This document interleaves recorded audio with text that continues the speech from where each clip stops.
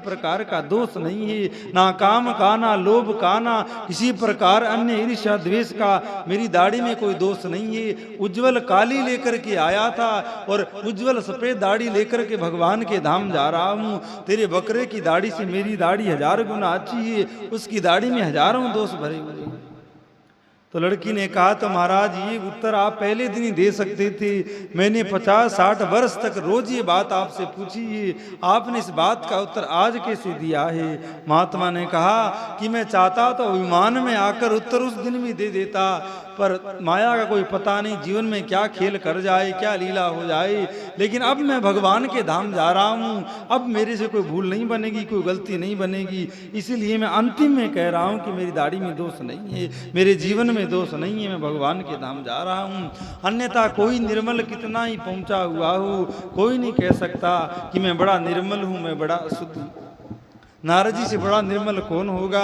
अभिमान के कारण उनमें भी दोष आ गया है, उनमें भी गर्व के कारण दोष आ गया है कि मैंने तो काम को जीता, मैं तो बहुत बड़ा हूँ। और नारद जी भगवान के पास पहुंचे हैं, भगवान ने भी बड़ा सत्कार किया है, तो नारद जी का अभिमान और बढ़ गया है। और यहां तक की कथा कल आपने सुनी, भगवान ने विचार किया कि नारद मेरा परम प्रिय भक्त है, मेरी लीलाओं का, मेरी कथाओं का प्रचार ये नारद भगत करते हैं, तो इसकी बुद्धि को सुधारना मेरा परम कर्तव्य है। ध्यान दीजिएगा, भगवान नारद जी जो हैं वो भगवान के हृदय हैं, भगवान के मन है। जो बात भगवान के हृदय में प्रकट हुआ करती है उस बात को नारद जी पूर्ण करते हैं। भगवान में मन में जब लीला करने की आती है तो लीला का जो मार्ग है, जो रास्ता है, जो भूमिका, वो नारद ही बनाते हैं। नारद ने आकर के कंस को कहा है, नारद ने आकर के रावण को कहा है कि तुमको मारने वाला वहां प्रकट होगा, वहां जन्मेगा। नारद ही आकर के शिव की हर लीला में भूमिका बनाते हैं, रास्ता बनाते हैं, तभी राम कृष्ण शिव धरती पर प्रकट होकर अनेकानेक लीला करते हैं। तो नारद जी को कोई सामान्य व्यक्ति नहीं मानना, और इनमें दोष भी आ नहीं सकता है, इनमें किसी प्रकार का विकार आ नहीं सकता है, ना काम आ सकता है, ना क्रोध आ सकता है, ना लोभ आ सकता है। फिर ऐसे कैसे इनके अंदर अहंकार कैसे आ गया है। ये भगवान की ही लीला है, भगवान शिव की ही कार्य ये है कि नारद को अभिमान होगा तो मेरे प्रभु अनेकानेक लीला करेंगे। अगर नारद को अभिमान होगा, नारद कुछ उल्टा पलटा काम करेगा, तो राम जी विशेष, श्री ठाकुर जी विशेष को लीला करके इस नारद की बुद्धि को सुधारेंगे। इसलिए भगवान शिव ने ही ये सब माया करी है और नारद जी के मन में अहंकार को भर दिया। नारद जैसे निर्मल महात्मा जिसको मिले उसको भगवान को मिला दिया।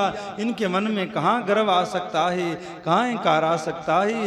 ये तो भगवान चाहकर कैसी लीला करवाते हैं, ताकि सामान्य जीव इस बात की गहराई को समझ सके। अगर भजन करके या कोई काम करके अभिमान करोगे तो नारद सरीके की ये हालत हो सकती है, तो हमारे आपकी क्या गति हो सकती है। तो भगवान शिव ने ही ऐसी कृपा करके नारद की बुद्धि को मोह में डाला है, अहंकार में डाला है, और नारद के मन में ऐसा भाव बना है। अन्यथा नारद जी नित्य निरंतर श्री कृष्ण चरण, श्री शिव चरण का ध्यान करते हुए विचरण करते हैं। नारद जी को माया छू नहीं सकती। निर्मल महात्मा नारद जी हैं, पर भगवान अपने भक्तों को ज्ञान देने के लिए, उपदेश देने के लिए और लीला करके सुख प्रदान करने के लिए ऐसी लीलाएं करते हैं। तभी भगवान की कथा घटना नहीं हुआ करती, कोई आकस्मिक कोई कारण नहीं हुआ करते। भगवान की कथा को लीला कहा जाता है, क्योंकि भगवान ये सब जानबूझ करके करते हैं। जिस प्रकार गाँव में रामलीला होती है, कृष्ण लीला होती है, वहाँ सब गाँव के लोग बने होते हैं, सबको पता होता है इसके बाद क्या लीला, इसके बाद क्या होना है, तो देवताओं को सब पता रहता है। तो कल जब सनकादिकों ने, सोनकादिक ऋषियों ने पूछा था सूत जी से कि भगवान प्रकट क्यों होते हैं और प्रकट होकर क्या करते हैं, उन्हीं बात का उत्तर श्री सूत जी महाराज देते हुए बताते हैं कि इसलिए प्रकट होते हैं, इस तरह प्रकट होते हैं और प्रकट होकर के ये लीलाएं करते हैं। तो भगवान ने विचार किया है कि नारद मेरा परम भक्त है और इसकी बुद्धि में माया आ गई है, ये मोहग्रस्त हो गया है, अब जल्दी से इसका इलाज होना चाहिए। जल्दी से इसका उपचार होना चाहिए, अन्यथा बात बिगड़ सकती है। तो आगे के अध्याय में सूत जी वर्णन करते हैं, माया निर्मित नगर में शील निधि की कन्या पर मोहित हुए नारद जी का भगवान विष्णु से उनका रूप मांगना, भगवान अपने रूप के साथ उन्हें वानर का सा मुंह देना, कन्या भगवान को वर्ण करना और कुपित हुए नारद जी का शिव गणों को श्राप देना। तो ध्यानपूर्वक सुनिएगा, भगवान की कथाओं में बड़े बड़े रहस्य छुपे होते हैं, जिनको जान करके हम अपना कल्याण निश्चित कर सकते हैं, अपना एक रास्ता, अपनी एक मंजिल निश्चित कर सकते हैं। ध्यानपूर्वक इन प्रश्नों को सुना करिए, अन्यथा ध्यान से सुनेंगे नहीं तो कल्याण तो कहीं रहा, कथा भी ठीक से सुन नहीं पाएंगे, जान नहीं पाएंगे कि क्या लीला है, क्या कथा है। तो सूत जी कहते हैं, मैं ऋषियों, जब नारद मुनि इच्छा अनुसार वहां से चले गए, तब भगवान की इच्छा से माया विशारद श्री हरि ने तत्काल अपनी माया प्रकट करी, और नारद जी जिधर जा ही रहे थे उधर ही माया निर्मित सुंदर नगर, सुंदर एक गांव तैयार हो गया है।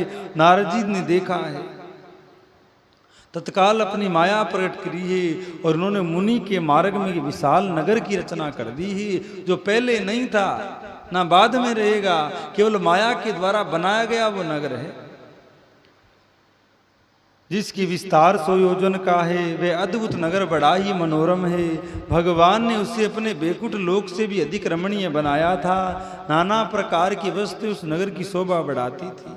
माया का रूप सुंदर बहुत है, पर अंदर पोल है, अंदर असल बात नहीं है। और भगवान सुंदर बहुत है, पर भगवान के अंदर पोल नहीं है। तो भगवान ने नगर तो बहुत सुंदर बनाया है, दिखने में बड़ा सुंदर है, पर माया निर्मित है, कुछ ही देर के लिए बना है, बाद में जैसे इंद्रजाल होता है। इंद्रजाल में जादूगर थोड़ी देर के लिए तो आपको बहुत कुछ दिखा देंगे, बहुत कुछ इधर उधर कर देंगे, पर वो थोड़ी देर ही टिकता है, क्योंकि वो इंद्रजाल की माया होती है। गांव में आते हैं जादू करने वाले, खूब सारे रसगुल्ले आ गए, खूब सारे रुपयों का ढेर उनके सामने लग गया, किसी के घर का दूध, किसी का कपड़ा, किसी की गोद से रुमाल निकाल लिए, पर ये माया कुछ देर की होती है। तो भगवान ने कुछ देर के लिए संसार बनाया, कुछ देर के लिए वो एक नगर का निर्माण किया है, जो पहले है नहीं और बाद में रहेगा नहीं, उसी का नाम माया है। और वही माया ही संसार में भगवान ने बनाई है। ये शरीर भी माया का ही बना हुआ है। आज से 20, 30, 40 साल वर्ष पहले ये शरीर नहीं था और बाद में भी नहीं रहेगा, क्योंकि ये माया निर्मित है। पर इसके अंदर जो आत्मा नित्य चेतन शुद्ध विराजती है, वो सदैव है, वो नित्य है, वो हमेशा है। तो बड़ा सुंदर वो नगर बना है, नाना प्रकार की वस्तुओं से उस नगर की शोभा बढ़ाती थी। स्त्रियों और पुरुषों के लिए बहुत से विहार स्थल थे। वह श्रेष्ठ नगर चारों वर्णों के लोगों से भरा था, और वहाँ शील निधि नाम का एक राजा राज्य करता था। वे अपनी पुत्री का स्वयंवर करने के लिए उद्यत थे, अतः उन्होंने महान उत्सव का आयोजन किया था। उनकी कन्या वर्ण करने के लिए उत्सुक हो चारों दिशाओं से बहुत से राजकुमार पधारे थे। शील निधि नाम के राजा की एक सुंदर कन्या है, उसका स्वयंवर होना है। अनेक नगरों से, राज्यों से बड़े बड़े राजकुमार उस कन्या से विवाह करने आए हैं। ध्यान दीजिएगा, इस माया रूपी कन्या से सब ब्याह करना चाहते हैं। ये माया रूपी कन्या किसी के जीवन में धन बनकर आई है, किसी के जीवन में मान बनकर आई है, किसी के जीवन में अन्य भोग सामग्री बन करके आई है। पर माया के दास बनोगे, माया के सखा बनोगे, माया के पुत्र बनोगे तो आनंद होगा, मौज होगी। और मायापति बनना चाहोगे तो कुछ नहीं मिलेगा।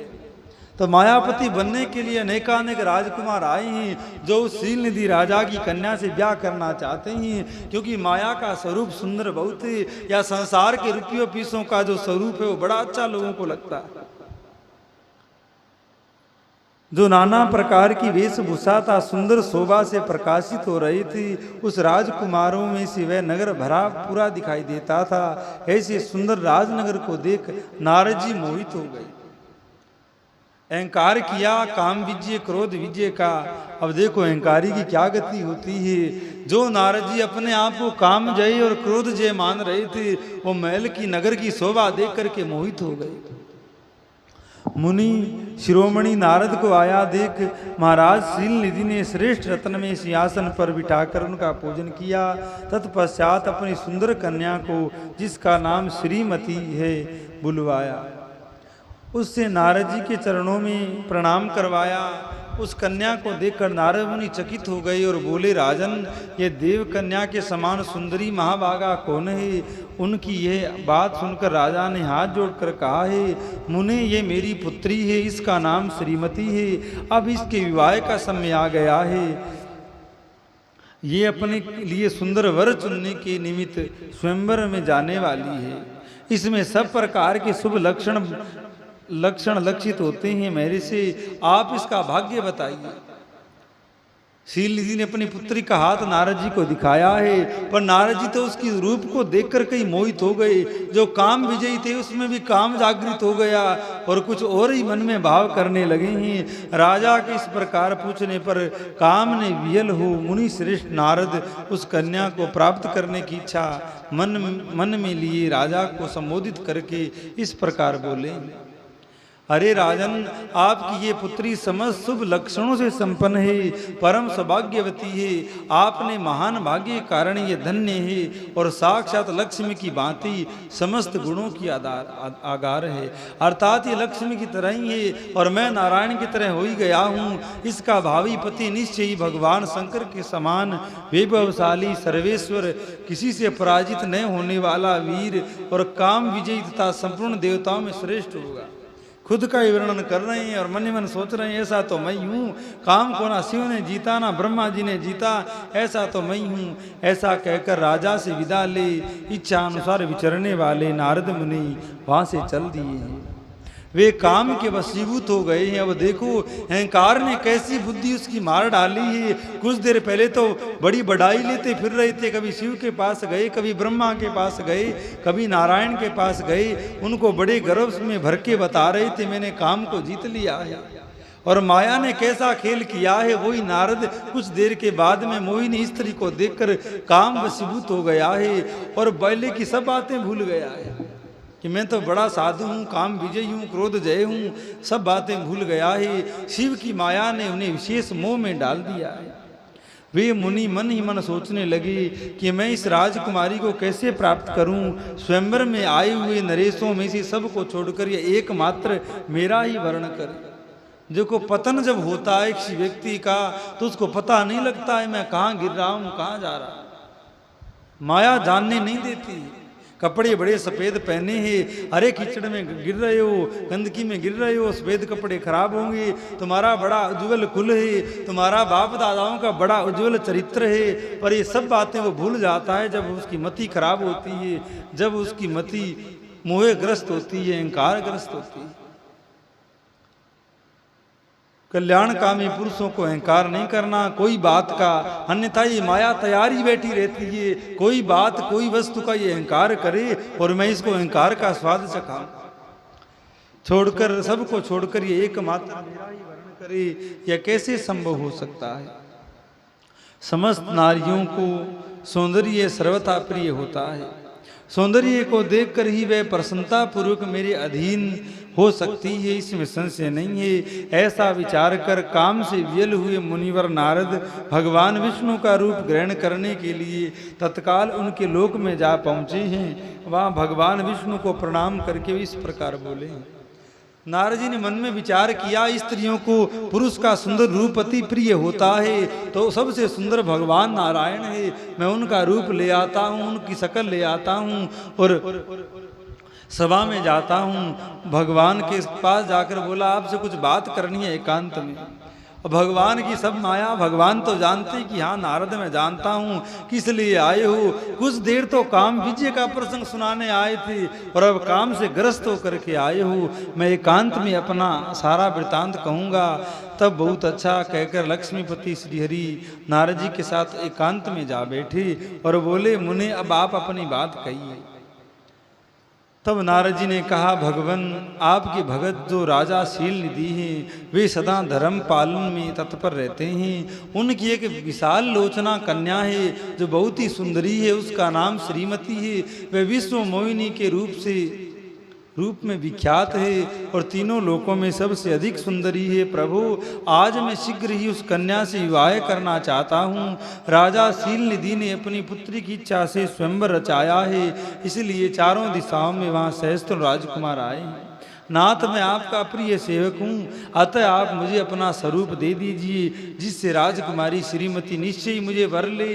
नारद जी कह रहे हैं कि मैं आपका प्रिय हूँ, आप अपना स्वरूप मुझे दे दीजिए, अर्थात मुझे हरि का रूप दे दीजिए। और ये भी कह दिया कि जय विधि हित होई नाथ मोरा, कि जिस बात में मेरा हित हो वो आप करिए और मेरे को अपना सकल दीजिए। तो हरि नाम नारायण का भी है, हरि नाम भगवान का भी है और हरि नाम बंदर का भी होता है, हरि बंदर को भी कहते हैं। और नारद जी ने यह भी कह दिया कि हे भगवान, आप वो करिए जिसमें मेरा कल्याण हो।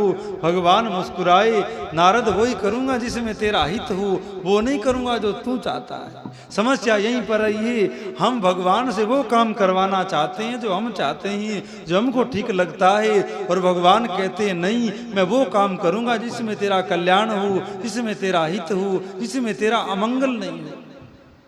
पर हम वो चाहते हैं जो हमें ठीक लगे, जिसमें हमारा मन राजी हो, हम वो काम भगवान से करवाना चाहते हैं। तो भगवान ने कहा कोई बात नहीं, तुम मेरे प्रिय हो, मैं जो करूंगा वो तुम्हारे हित के लिए करूंगा। पर नारद जी समझ नहीं रहे हैं, वो तो मोह में पड़े हुए हैं, बड़े प्रसन्न हो गए। अब तो मुझे हरि का रूप मिल ही जाएगा, स्वयंवर में जाऊंगा और कन्या मेरा ही वर्ण करेगी। सूत जी कहते हैं, मैं ऋषियों, नारद मुनि की ऐसी बात सुनकर भगवान मधुसूदन हंस पड़े और भगवान शंकर के प्रभाव का अनुभव करके उन दयालु प्रभु ने उन्हें इस प्रकार उत्तर दिया। भगवान हंसने लगे, वारे वाह भगवान तेरी माया, कुछ देर पहले तो बंदा क्या कह रहा था, कुछ देर के बाद ही आकर के ब्याह के लिए तैयार हो गया है। बड़ी विचित्र भगवान की माया है, बड़ा विचित्र भगवान की माया का नाटक है। कुछ समय पहले क्या हो, कुछ समय बाद क्या हो। ऐसा कहकर भगवान विष्णु ने नारद मुनि को मुक्त तो बानर का दे दिया और शेष अंगों में अपने जैसा स्वरूप देकर वे वहां से अंतर्ध्यान हो गए। मुंह तो बानर का दे दिया और बाकी सुंदर शरीर अपने जैसा नारद जी को दिया। और भगवान की पूर्वोक्त बात सुनकर उनका मनोहर रूप प्राप्त हो गया। समझकर नारद मुनि को बड़ा हर्ष हुआ, वे अपने को कृत्य कृत्य मानने लगे। भगवान ने क्या प्रयत्न किया है इसको वे समझ नहीं सके। अर्थात मनुष्य जब मोहग्रस्त होता है तो भगवान से कोई चीज मांगता है, भगवान उसको दे भी देते हैं तो बड़ा प्रसन्न होता है कि मेरे को मिल गया। पर भगवान वो देते हैं जिससे तुम दुखों में और पड़े, और जब दुखों में जितना ज्यादा पड़ेगा तो तुमको ज्ञान होगा, वैराग्य होगा। इसलिए भगवान, आपने धन मांगा तो धन तो भगवान ने आपको दिया, पर साथ में थोड़ी बड़ी व्याधि और दे दी, जिससे आपके धन का सुख आपको रत्ती मात्र भी नहीं रहा।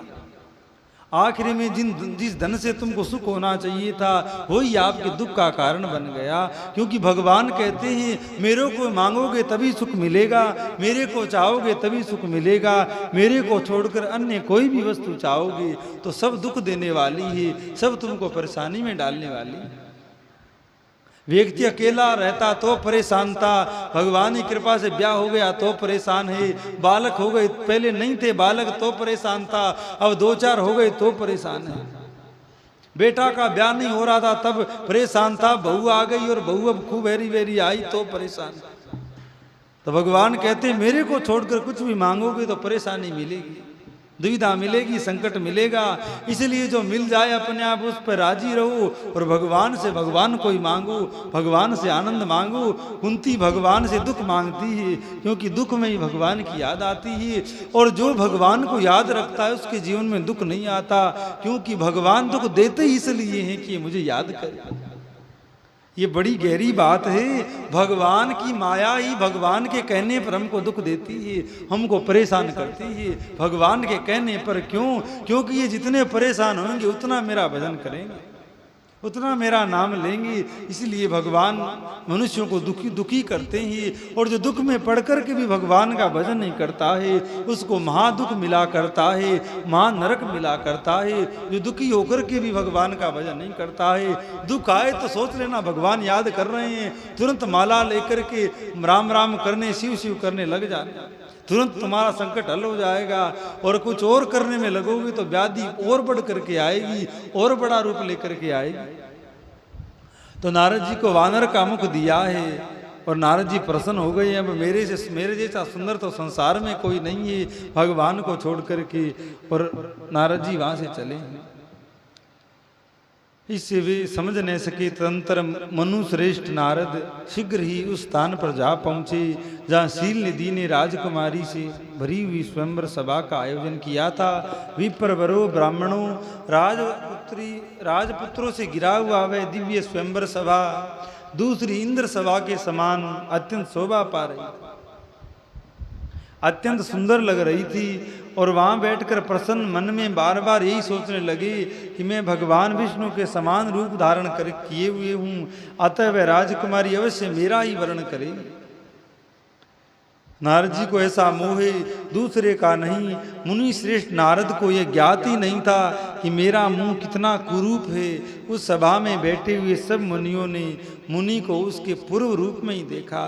भगवान कितनी कृपा करते हैं, और नारद जी पर भी कितनी बड़ी कृपा भगवान ने करी है। अगर बंदर वाला रूप सब देखते तो नारद जी कितनी बेइज्जती होती, पर वो बंदर वाला रूप या तो शिव के दो गणों को दिख रहे हैं, और या उस राजकुमारी को दिख रहा है। अन्य किसी को वो नारद के बंदर वाला रूप नहीं दिखता। जो हमेशा वाला नारद का रूप है वही दिखाई देता है। और नारद जी बड़े प्रसन्न मन से बैठे हैं कि अब तो वर्ण हो ही गया। अब तो मन में सपने लेने लगे कि जिस प्रकार भगवान अपने ससुर के घर क्षीर सागर में बैठते हैं, वहीं शयन करते हैं, लक्ष्मी वहीं विराजती है। अब मैं कहाँ जाऊँगा, शीलनिधि के एक ही बेटी है, घर जवाई होकर यहीं रहूँगा जैसे नारायण रहते हैं। पर उसको क्या पता कि माया क्या खेल कर रही है, भगवान क्या विचार कर रहे हैं तेरे साथ, अब आगे क्या करना है। इसीलिए भजन करो और जो कुछ होता है भगवान पर छोड़ दो। तुम तो किधर के सपने देख रहे हो और भगवान तुमको किधर ले जा रहे हैं। तो जो दिन भर जो सपनों में डूबे रहते हैं, इतने वर्षों के बाद ऐसे करेंगे, इतने वर्षों के बाद ऐसे करेंगे, वो मूर्ख हैं। क्योंकि हमेशा भगवान की इच्छा में मिलाकर ही चलना चाहिए। तुम तो बहुत कुछ अलग करने की सोच रहे थे और माया ने कुछ और कर दिया। तो समझदार मनुष्य भगवान पर छोड़कर भगवान का भजन किया करते हैं। इन खाली न मन के लड्डुओं को नहीं खाया करते हैं। लोग पड़े रहते हैं खटिया पर, ये करेंगे ये करेंगे, करना धरना कुछ है नहीं, बस सोचते ही रहते हैं। कई करते भी हैं पर करने से कुछ होता नहीं है, क्योंकि होता वो है जो भगवान चाहते हैं, भगवान की माया चाहती है। यही झमेला है। मनुष्य चाहे वो होने लगे तो दुख किस बात का, संकट किस बात का। पर भगवान कहते हैं मनुष्य जो सोचता है मैं बिल्कुल मैं नहीं होने देता। हाँ, एक बात अवश्य है, अगर आप भगवान के निमित्त कुछ सोच रहे हैं, भक्तों के निमित्त कुछ सोच रहे हैं, संतों के निमित्त कुछ सोच रहे हैं, वो तो काम अवश्य भगवान बना देते हैं, भगवान की माया अवश्य कर देती है। पर आप अपने सुख के लिए, अपने लिए कुछ सोचते हैं, अपने बाल बच्चों के लिए कुछ सोचते हैं, वो भगवान कभी नहीं करते। तुमने पढ़ाया लिखाया, बेटा कलेक्टर बन जाए, 2-4 महीने बाद फोन आया कुछ और ही बन गया, वो तो कुछ और ही पता लगा कि वो तो वो बना हुआ है। और आजकल के माँ बाप ऐसे हैं कि छोरा चाहे डाकू बन जाए, नशेड़ी बन जाए, बदमाश बन जाए, कुछ भी बन जाए, पर महात्मा नहीं बन जाए। और सब सहन है पर साधु नहीं बन जाए, ये सहन नहीं। पर बनते भी कहाँ है। थोड़ा कुछ तिलक लगाया, माला पहनने लगा, घर वालों को चिंता हुई कि छोरा महात्मा नहीं बन जाए, वो खेल थोड़ा ही है। तू नहीं बना, तेरा बाप तेरा दादा कोई नहीं बना, तो तेरा ही खून ये है, तूने जो काम किए वो ये करेगा, ये कौन सा महात्मा बनने वाला है। पर कम से कम तिलक लगाएगा, भजन करेगा तो कुछ अच्छे संस्कार आएंगे, अच्छी वृत्ति, अच्छे भाव उसमें आएंगे, तो तेरा कहीं नाक नीचा नहीं होगा, तेरी दृष्टि नीचे नहीं होगी। पर नहीं, गुटखा कितना ही खाए, बाप कुछ नहीं कहता, पास में बैठकर हुक्का पीता है, साथ में बैठकर शराब पीता है, कोई बात नहीं। पर तिलक लगाने नहीं लग जाए, मंदिर जाने नहीं लग जाए, कथा सुनने नहीं लग जाए, कहीं छोरा हाथ से नहीं निकल जाए।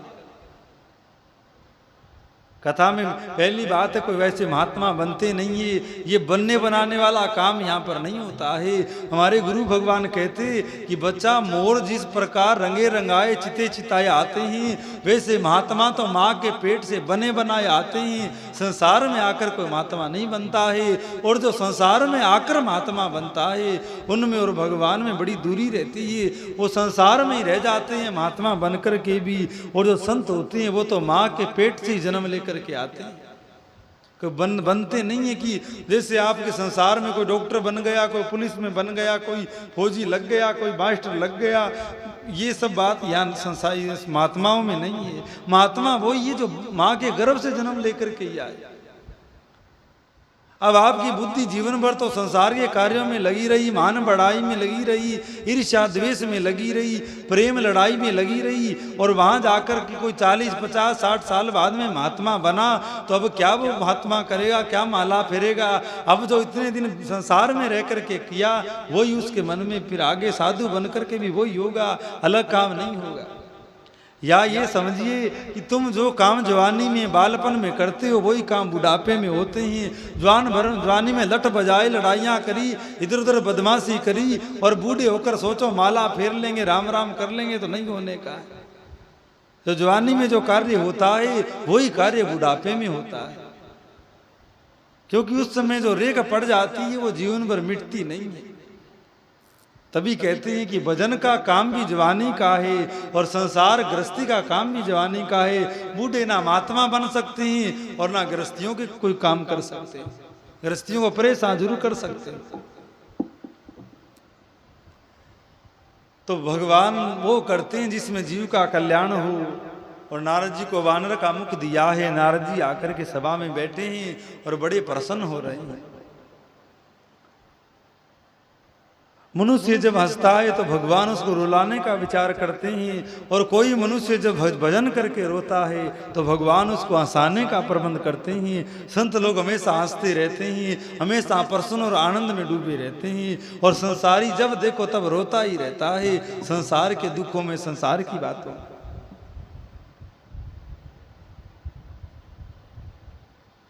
वह नारद जी की रक्षा के लिए भगवान रुद्र के 2 पार्षद आए थे, जो ब्राह्मण का रूप धारण करके गूढ़ भाव से वहां बैठे थे।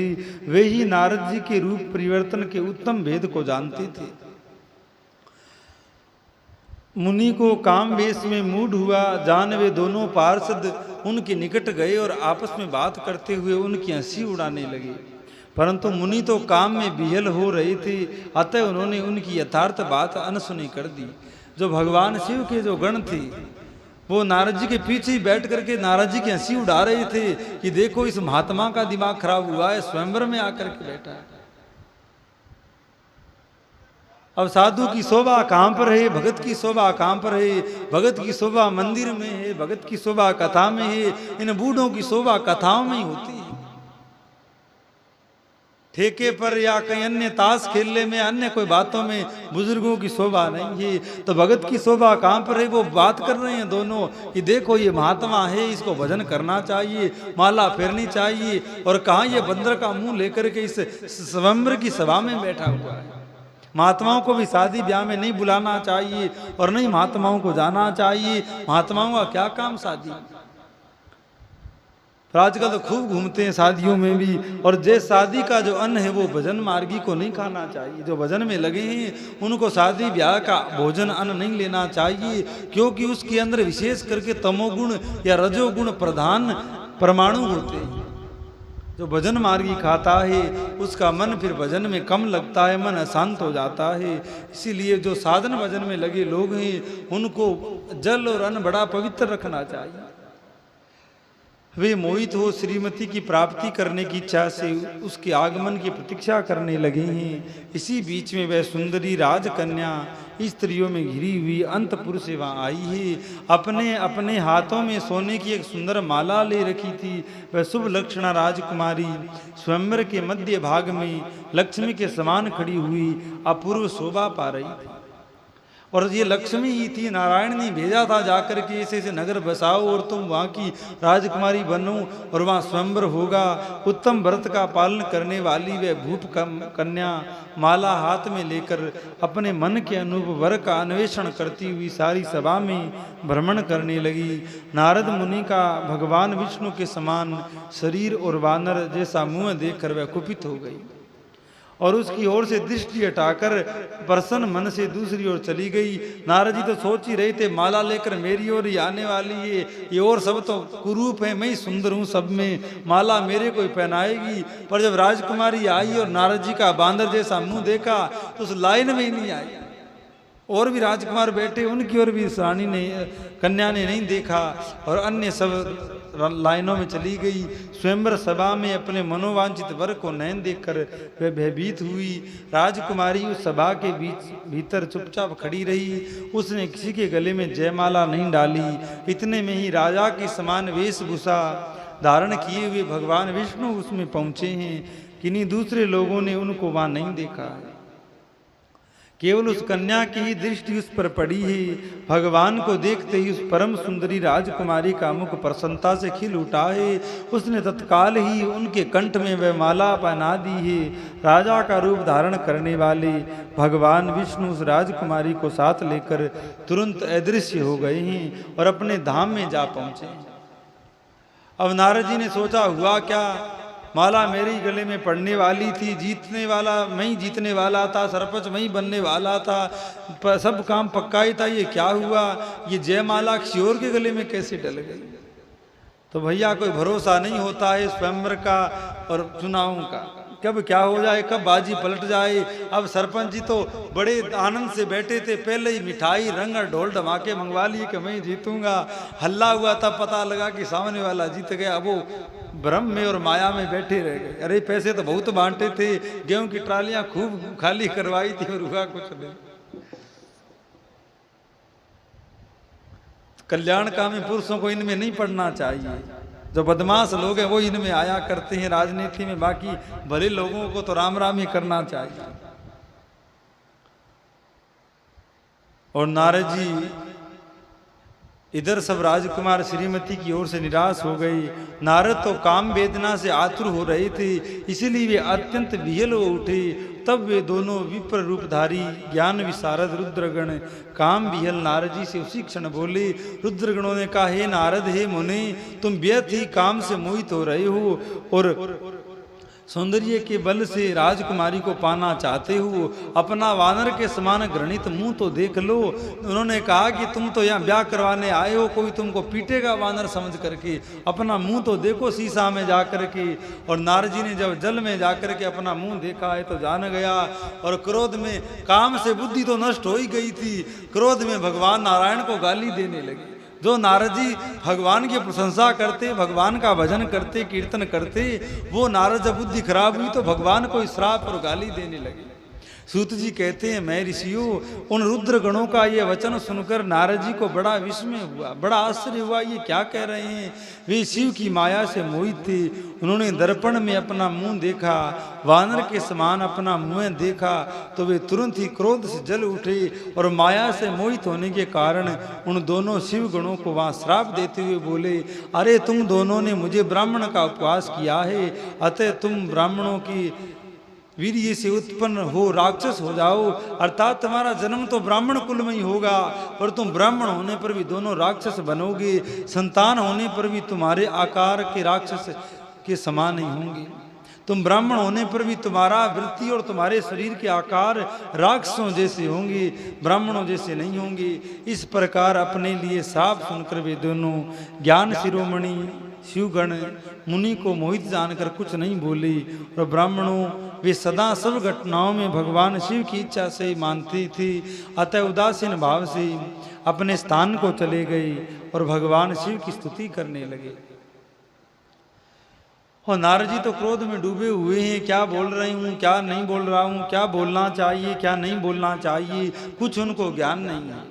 जब व्यक्ति क्रोधित होता है, क्रोध का आवेश व्यक्ति में होता है, तो व्यक्ति के अंदर ऐसा होश नहीं रहता है उसको क्या बोलना चाहिए। तभी कहते हैं कि किसी भी व्यक्ति को कभी क्रोध नहीं करना चाहिए। जो व्यक्ति क्रोध करता है उसके पुण्य नष्ट हो जाते हैं, और क्रोध में निकली हुई वाणी उसको जीवन भर पछतावे में डाल देती है। क्रोध में आकर कुछ भी भाई को, पिता को, माँ को, पत्नी को, अपनी संतान को कह तो दिया, अब क्रोध तो शांत हो गया है, पर उस कही हुई बात का उनके मन में बड़ा कष्ट हुआ है, बड़ा दर्द हुआ है, और वो बातें हमेशा हमेशा के लिए दूरी होने का कारण बन जाती है। भाई भाई को मिलने नहीं देती, बाप बेटे को एक नहीं होने देती है, क्योंकि क्रोध में कही भी बात किसी शस्त्र के प्रहार से भी विशेष घातक होती है। तभी संसार में कहावत है कि शस्त्र का घाव तो भर सकता है, पर बोली का घाव, वाणी का घाव भरता नहीं है। तभी मनुष्यों को सोच पूर्वक, समझ पूर्वक कुछ बोलना चाहिए, क्रोध में कुछ भी नहीं बकना चाहिए। जो बिना बेचारे कुछ बोल देते हैं, बिना सोचे समझे कुछ मुंह से निकाल देते हैं, उनको भविष्य में उन शब्दों की वजह से बड़ी हानि देखने को मिलती है। तो हमेशा मनुष्य को विचार करके ही बोलना चाहिए कि मैं क्या कह रहा हूँ, अगले पर इस बात का क्या असर होगा। और मनुष्य को वही बोले जो व्यक्ति खुद सुनकर के प्रसन्न हो। भी तुम्हें कोई गाली दे तो तुमको कैसे लगेगा, तुम कोई टेढ़ी बात, कोई चुभने वाली बात कहोगे तो सुनोगे तुमको कैसे लगेगा। जो बातें तुमको क्लेश देती हो वो बात सामने वाले को भी नहीं कहो। जो बात तुमको अच्छी लगती हो, तुमको प्रिय लगती हो, वही बात सामने वाले को कहो। अन्यथा क्रोध के कारण, कुछ शब्दों के कारण ही बड़े बड़े युद्ध हो जाया करते हैं, बड़े बड़े परिवारों में दरार आ जाती है, अलग अलग होने तक की स्थिति आ जाती है, क्योंकि बोलने का संयम नहीं है।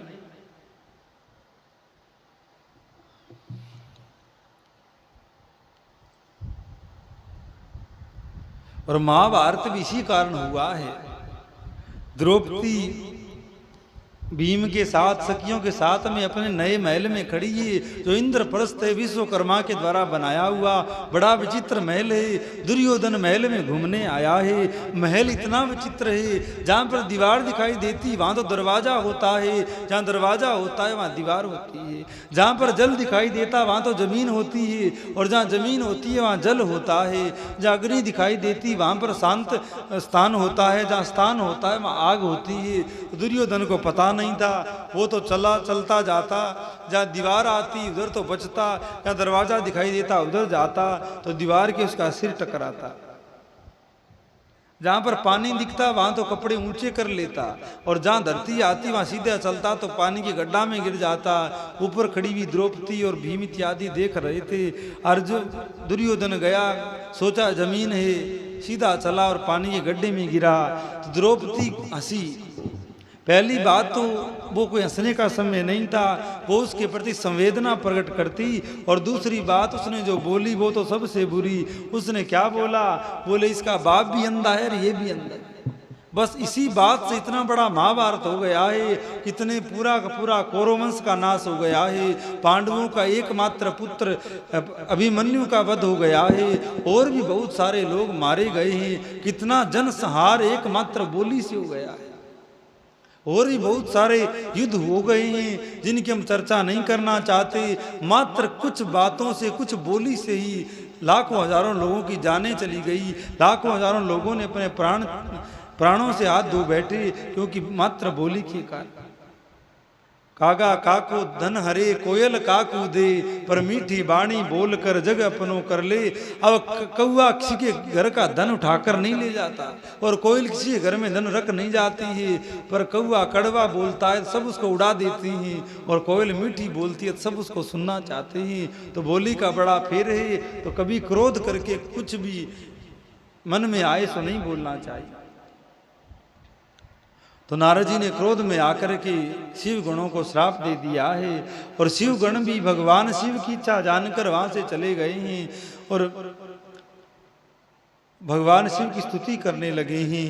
आगे का अध्याय, नारद जी का भगवान विष्णु को क्रोधपूर्ण फटकारना और श्राप देना, फिर माया के दूर हो जाने पर पश्चाताप पूर्वक भगवान ने चरणों में गिरना और शुद्धि का उपाय पूछना तथा भगवान विष्णु का उन्हें समझा बुझाकर शिव महात्म्य जानने के लिए ब्रह्मा जी के पास जाने का आदेश देना और शिव के भजन का उपदेश देना। सूत जी कहते हैं, मैं ऋषियों माया मोहित नारद मुनि उन दोनों शिव गणों को यथोचित श्राप देकर भी अपने भगवान शिव के इच्छा बस मोह निद्रा में जाग नहीं सके। वे भगवान विष्णु के किए हुए कपट को याद करके मन में दुष्ट क्रोध के लिए विष्णु लोग गए और समिधा पाकर प्रज्वलित हुई अग्नि की भांति क्रोध से जलते हुए बोले। नारद जी को अभी क्रोध शांत नहीं हुआ है, क्रोध में भरकर वहां से भागे और विष्णु लोक पहुंच गए, जहां पर भगवान विष्णु शेष शैया पर विश्राम कर रहे हैं अग्निदेव की भांति। और नारद जी ने कहा, अरे दुष्ट, तुम बड़े दुष्ट हो, कपटी हो, समस्त विश्व को मोह में डालते रहते हो। जिन भगवान की नारद जी भक्ति करते हैं, माया के द्वारा बुद्धि जब भ्रम में आई है, क्रोध आया है, अब जो नारद जी अहंकार कर रहे थे, नारद जी से कोई पूछे कि वो नारद कहाँ गया जो कुछ घंटे पहले ही कह रहा था कि मैंने काम को जीत लिया, मैंने क्रोध को जीत लिया, और कुछ ही देर बाद में काम में भी ग्रस्त हो गया और क्रोध भी आ गया। तो माया का ऐसा विचित्र खेल है। नारद जी भगवान को बड़ी गाली देने लगे, अरे तू बड़ा दुष्ट है, कपटी है, समस्त विश्व को मोह में डालता है, दूसरों का उत्साह या उत्कृष्ट तुमसे सहन नहीं होता। भगवान से कह रहा है कि दूसरों की उन्नति तुमसे सहन नहीं होती है। मेरा ब्याह हो जाता, मेरा घर बस जाता तो तुम्हारा क्या बिगड़ रहा था, पर तुमने मेरे को बानर का मुंह दिया। और बाद में देखा कि जो कन्या वहां पर वरमाला जो लेकर आई थी वो वहां से विष्णु के चरण दबा रही है, तो और क्रोध में भर गया, अरे तेरे को अपना ही ब्याह करवाना था तो मेरा कहां से होने देता। तू मायावी हो, तुम्हारा अंतकरण मलिन है। पूर्व काल में तुम्ही ने मोहिनी रूप धारण करके कपट किया। कहा, अरे तेरी एक एक पोल में जानता हूं, तो क्या भगवान बना बैठा है। तो लुगाई बन करके उन असुरों को तो शराब पिला दी और देवताओं को अमृत पिला दिया। तो किससे छुपाए, आज तुमने ये काम किया, ये कोई तेरा नया काम थोड़ा ही है, तेरे से हजारों काम है। राजा बलि ने सोचा होगा कि ये 52 अंगुल का ब्राह्मण 3 पग भूमि मांग रिया है, थोड़ी सी लेकर के चला जाएगा। संकल्प किया था 3 भूमि का, और कितना लंबा आकार लेकर के 3 कदमों में पूरे ब्रह्मांड को नाप दिया। तेरे जैसा कपटी कौन होगा। उसने तो तेरे को ब्राह्मण जाना, उसने तेरे को दान का पात्र जानकर दान का संकल्प किया, और तेने क्या किया उसके साथ। तो नई नई भगवान की लीलाओं को याद कर करके और खूब गाली दे दिया, क्योंकि सबरे काम में नारद जी आगे रहते हैं और सब रहस्य तो पता ही है। जब बिगड़ती है तो सबरी पोल फिर खोल देता है। तो कब का भला है, तेरे को मैं जानता हूं अच्छे से। तू वहां ये किया, तेने वहां ये किया, वहां से इतने रिश्वत ली, वहां तेने उसका कत्ल कर दिया, सब जानता हूं। इसीलिए समझदार लोग किसी को अपना रहस्य नहीं बताते हैं, भले कितना ही खास है, कितना ही निजी शिव है, पर जो बातें छुपानी चाहिए वो उसे छुपा लेते हैं। और कई मूर्ख होते हैं, वो सब उसके सामने ही रहता है, तो जब बिगड़ती है तो फिर वो ढोल बजा देता है। तभी कहते हैं कि रहस्य की बात किसी को नहीं बतानी चाहिए। तो नारद जी इस प्रकार मोह में पड़े हुए, अरे तैने मोहिनी रूप धारण करके कपट किया, असुरों को वारुणी मदिरा पिलाई, उन्हें अमृत नहीं पीने दिया। छल कपट में ही अनुराग रखने वाले हरे, यदि महेश्वर रुद्र दया करके विष न पी लेते तो तुम्हारी सारी माया उसी दिन समाप्त हो जाती। नारद जी कह रहे हैं, वो तो भगवान महादेव का भला हो जो आगे आकर उन्होंने जहर पी लिया, अन्यथा तेरी चौधर उस दिन ही छोड़े आ जाते, वहीं पता लग जाता तेरी चौधर कहाँ पर। वो तो ठीक है, शिव जी ने जहर पी लिया, बाद में अमृत आया, लक्ष्मी आई, तेने बाद में क्या दिया शिव को। वह मुख्य तू ही था नेता, वो समुद्र मंथन करवाने वाला। जहर आया तो शिव जी को दे दिया, और लक्ष्मी आई तो खुद ने पकड़ लिया, कौस्तु मणि आई तो खुद ने गले में डाल लिया। जो भी चीज आई अच्छी अच्छी सब तूने ले ली और जहर शिव को पिला दिया। तेरी मैं पोल आज एक खोलूंगा, जाकर शिव को भी बताऊंगा कि तुम्हारे साथ धोखा हुआ है। भगवान मुस्कुरा रही है नारद जी की बात सुन सुन करके कि भाई रोज रोज तो शांताकारम भुजग शयनम पद्मनाभम सुरेशम विश्वाधारम कमलनाभ इत्यादि श्लोकों से स्तुति होती थी। सज्जिदानंद रूपाय विशोतपत्यादि तवे तापत्रय विनाशाय श्री कृष्णाय वयम नुमे इत्यादि प्रकार स्तुति होती थी। और आज भी स्तुति हो रही है, पर थोड़े अलग अर्थ में हो रही है। रोज तो नारद जी बखान करते, आपसे बड़ा दयालु कौन होगा, आपने कृपा करके असुरों को तो श्राप पिला करके भगा दिया, देवताओं की आपने रक्षा करी, आपसे बड़ा कृपालु कौन होगा। राजा बलि की बातों ही बातों में 3 पग में ब्रह्मांड को नाप करके आप जाकर उसके द्वार के द्वारपाल बन गई, आपसे बड़ा कृपालु कौन होगा। और अब सब बातें उल्टी हो गई, बोले आपसे बड़ा दुष्टी कौन होगा। सब बातें सब उल्टी घुमा दी है। और लक्ष्मी भी विचार कर रही है कि आज नारद को क्या हो गया है, तुम्हारा स्वभाव अच्छा नहीं है तो भी भगवान शंकर तुम्हें स्वतंत्र बना दिया है। अरे तेरे ऊपर कोई शासन करने वाला नहीं है, तेरे ऊपर कोई लठियां लगाने वाला नहीं है, तभी तू ऐसे करता है। पर आज तक तेरा मेरे जैसे ब्राह्मणों से पाला नहीं पड़ा था, तब तक तू घूमता था, अब तेरे को पता लगेगा। अहंकार में नारद जी से बोल रहे हैं। तुम्हारी इस चाल डाल को समझकर अब वे भगवान शिव भी पश्चाताप करते होंगे। अपनी वाणी रूप वेद की प्रमाणिकता स्थापित करने वाले महादेव जी ने ब्राह्मणों को सर्वोपरि बताया है। अरे इस बात को जानकर आज मैं बलपूर्वक तुम्हें ऐसी सीख दूंगा जिसे तुम फिर कभी कहीं भी ऐसा कर्म नहीं कर सकोगे। अब तक तुम्हें किसी शक्तिशाली या तेजस्वी पुरुष से पाला नहीं पड़ा था। अब देखो अहंकार अभी भी नहीं गया, जो काम का जो बुद्धि नष्ट हुई उसका प्रभाव अब तक नहीं गया। और कह रहा है मेरा जैसा ब्राह्मण तुमको मिला नहीं था जो तुम्हारी अकल ठिकाने लगाए, अब तुमको पता लगेगा। इसीलिए आज तक तुम निडर बने हो, परंतु विष्णु अब तुम्हें अपनी करने का पूरा पूरा फल मिलेगा। भगवान विष्णु से ऐसा कहकर माया मोहित नारद मुनि अपने ब्रह्म तेज का प्रदर्शन करते हुए क्रोध से खिन्न हो उठे और श्राप देते हुए बोले, विष्णु तुमने स्त्री के लिए मुझे व्याकुल किया है, तुम इसी तरह सबको मोह में डालते रहते हो। ये कपट पूर्ण कार्य करते हुए तुमने जिस स्वरूप से मुझे संयुक्त किया था उसी स्वरूप से तुम मनुष्य हो जाओ और स्त्री के वियोग का दुख भोगो। तुमने जिन वानरों के समान मेरा मुंह बनाया था वे ही उस समय तुम्हारे सहायक बनेंगे। अर्थात जाओ तुम पृथ्वी पर जन्म लो, अवतार लो, और जैसे मैं स्त्री के लिए व्याकुल होता हूँ तुम भी व्याकुल होकर मारे मारे जंगलों में फिरो, और जिस बानर की शकल मुझे दी है ये बानर ही तेरी सहायता करेंगे। वही राम जी बन करके आए, सीता जी के लिए रोते हुए जंगलों में घूमे और बानरों ने राम जी की सहायता करके सीता की खोज करके लाए और राम जी के सहायक बने।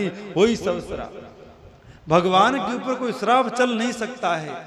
भगवान चाहते तो उस समय मन में संकल्प करते ये श्राप मुझे नहीं लगे तो नहीं लगता, पर भगवान से बड़ा ब्रह्मण्य देव कौन होगा। नमो ब्रह्मण्य देवाय गो ब्राह्मण हिताय च जगद्विताय कृष्णाय गोविंदाय नमो नमः। भगवान से बड़ा गो ब्राह्मण का हितैषी कौन होगा।